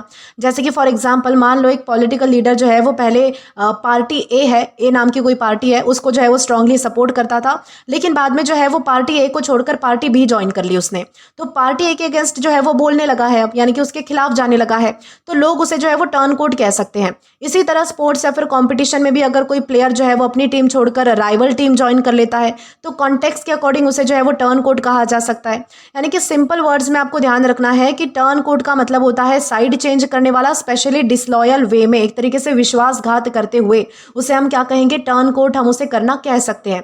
जैसे कि अगर यहाँ पर हमारे पास एक सेंटेंस हमें दिया गया है जिसमें लिखा गया है everyone called him a turncoat after he change sides, यानी कि साइड चेंज करने के बाद सब लोग उसे जो है वो अपना ग्रुप छोड़कर दूसरे साइड चले जाना वाला जो डिसलॉयल पर्सन होता है उस तरीके से मतलब कि कहने लगे थे, यानी कि उसे टर्न कोट बुलाने लगे थे। इस तरीके से हमने समझना है कि टर्न कोट यानी होता क्या है। अब दोस्तों इसी के साथ हम जो है वो आगे बढ़ेंगे हमारे अगले वर्ड की ओर। तो दोस्तों इसके बाद हमारा अगला वर्ड आता है ट्रांसग्रेसर। दोस्तों इसका मतलब होता है कि किसी नियम या फिर कानून का उल्लंघन करने वाला व्यक्ति, यानी कि तोड़ने वाला व्यक्ति, उसे हम क्या कहेंगे, ट्रांसग्रेसर हम उसे कह सकते हैं। यानी कि इसका मतलब होता है a person who breaks a law, rule और मॉरल प्रिंसिपल, उसे कहा जाता है ट्रांसग्रेसर। यानी कि ट्रांसग्रेसर एक फॉर्मल वर्ड है जो कि उस पर्सन के लिए यूज होता है जो कि किसी नियम को, कानून को, एग्रीमेंट को या फिर जो एक्सेप्टेड मॉरल स्टैंडर्ड्स होते हैं उनको जो है वो ब्रेक करता है, यानी कि तोड़ता है। इसमें जरूरी नहीं है कि क्राइम ही हुआ हो, किसी इंपॉर्टेंट रूल या फिर प्रिंसिपल का वायलेशन भी जो है वो ट्रांसग्रेशन ही कहलाता है। जैसे कि फॉर एग्जांपल मान लीजिए कि स्कूल में जो है वो क्लियरली कोई रूल है कि एग्जाम के टाइम पर जो है वो स्टूडेंट को फोन यूज नहीं करना है या फिर वो नहीं कर सकते, लेकिन कोई स्टूडेंट है जो कि जानबूझकर फोन यूज करता है, तो टेक्निकली वो रूल का क्या है, ट्रांसग्रेसर है। ये होता है मतलब कि तोड़ने वाला व्यक्ति, रूल्स को तोड़ने वाला व्यक्ति। इसी तरह अगर कोई पर्सन किसी लीगल रूल को ब्रेक करता है, मान लीजिए कि ट्रैफिक सिग्नल ब्रेक करके चला जाता है, तो वो भी एक तरीके से ट्रांसग्रेसर जो है वो कहलाया जा सकता है। यानी कि सिंपल वर्ड्स में ध्यान रखिएगा कि ट्रांसग्रेसर का मतलब होता है रूल या फिर लॉ को क्रॉस ब्रेक करने वाला पर्सन, तो उसे हम कहेंगे ट्रांसग्रेसर। जैसे कि यहाँ पर हमारे पास एक सेंटेंस हमें दिया जाता है the transgressor was punish for breaking the rules, यानी कि रूल्स तोड़ने वाले पर्सन को उसकी गलती के लिए पनिशमेंट दी गई, सजा दी गई, इस तरीके से। तो इस तरीके से हमने समझा है कि ट्रांसग्रेसर यानी क्या होता है। ठीक है, अब दोस्तों यहाँ तक हमारे जो है वो लगभग सारे वर्ड्स कंप्लीट हो चुके हैं। अब हमारा एक लास्ट वर्ड बचता है, उसे भी हम जो है वो जल्दी से डिस्कस कर लेंगे। तो चलिए आइए देखते हैं कि आज का हमारा लास्ट वन वर्ड कौन सा होता है। तो दोस्तों आज का हमारा लास्ट वर्ड आता है एक्सोरियस। दोस्तों एक्सोरियस इसे प्रोनाउंस करना है और इसका मतलब होता है कि पत्नी के प्रति अत्यधिक आसक्त या फिर मतलब कि अत्यधिक समर्पित, उसे मतलब कि क्या कहेंगे, एक्सोरियस हम उसे कह सकते हैं। यानी कि एक्सेसिवली डिवोटेड टू और कंट्रोल्ड बाय वंस वाइफ, उसे क्या कहा जाता है, एक्सोरियस कहा जा सकता है। यानी कि एक्सोरियस एक फॉर्मल और अनकॉमन एडजेक्टिव है जो कि यूजुअली ऐसे मैरिड मैन को डिस्क्राइब करता है जो कि अपनी वाइफ के प्रति बहुत ही ज्यादा डिवोटेड होता है या फिर अटैच होता है। इस वर्ड में अक्सर जो है वो थोड़ा नेगेटिव या फिर मतलब कि टीजिंग सेंस हो सकता है, जैसे हम जोरू का गुलाम कहते हैं ना, उस तरीके से। मतलब पर्सन वाइफ की जो विशेष है वो उसको इतना ज्यादा इंपॉर्टेंस देता है कि लोग उसे जो है वो अनयूजुअली डिवोटेड समझने लगते हैं, जैसे कि वो अपनी पत्नी का जो है वो भक्त है, इस तरीके से। फॉर एग्जाम्पल मान लीजिए कि कोई हस्बैंड है जो कि हर इंपॉर्टेंट डिसीजन में जो है वो सिर्फ अपनी वाइफ की प्रेफरेंस ही फॉलो करता है, तो उसके जो फ्रेंड्स है वो जोकिंगली उसे बोल सकते हैं कि ही always does exactly what his wife wants, यानी कि वो ऐसा ही करता है जैसे कि उसकी वाइफ चाहती है, फिर जो उसकी वाइफ चाहती है वैसा ही वो करता है, इस तरीके से। तो कॉन्टेक्स्ट के अकॉर्डिंग उसे जो है वो एक्सोरियस कहा जा सकता है। सिंपल ट्रिक से आप ध्यान रखिए कि एक्सोरियस का मतलब होता है excessively devoted to one's wife, यानी कि जोरू का गुलाम जिसे हम कहते हैं उसे हम कहेंगे एक्सोरियस। जैसे कि यहाँ पर हमारे पास एक यानी कि सेंटेंस हमें दिया जाता है, एग्जाम्पल हमारे पास है he was known for his एक्सोरियस nature, यानी कि यहाँ पर क्या बताया गया है कि वो अपनी वाइफ के प्रति बहुत ही ज़्यादा डिवोटेड होने के लिए जाना जाता था। इस तरीके से हमने समझा है। आई होप आपको ये जो वर्ड है वो अच्छे से क्लियर हो चुका है। दोस्तों इसी के साथ हमारे जो सारे वर्ड्स हैं, यानी कि आज हमने जो है वो टॉप 51 वर्ड सब्स्टिट्यूशन को डिस्कस किया है। आशा करती हूँ कि ये सारे वर्ड्स आपको अच्छे से क्लियर हो चुके हैं, अच्छे से समझ आए हैं। दोस्तों आज के लिए बस इतना ही। अगर आपने अभी तक हमारा टेलीग्राम चैनल ज्वाइन नहीं किया है तो टेलीग्राम पर English with Deepika Kumawat search करके या फिर डिस्क्रिप्शन में दिए गए लिंक के थ्रू, साथ ही साथ अभी जो आपको आपके स्क्रीन पर QR कोड दिख रहा है वहाँ से भी आप जो है वो डायरेक्टली स्कैन करके हमारा टेलीग्राम चैनल ज्वाइन कर सकते हैं, या ताकि आप जो है वो मतलब कि कभी भी किसी भी नए आने वाली वीडियोस को लेकर कोई भी अपडेट्स को मिस ना करें। और दोस्तों अगर आपको आज का ये वीडियो पसंद आया है या फिर हेल्पफुल लगा है तो do like this video, subscribe the channel and share as much as you can.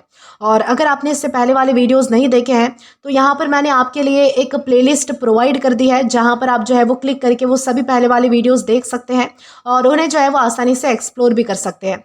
दोस्तों मिलते हैं नेक्स्ट वीडियो में। Till then keep learning. Thank you.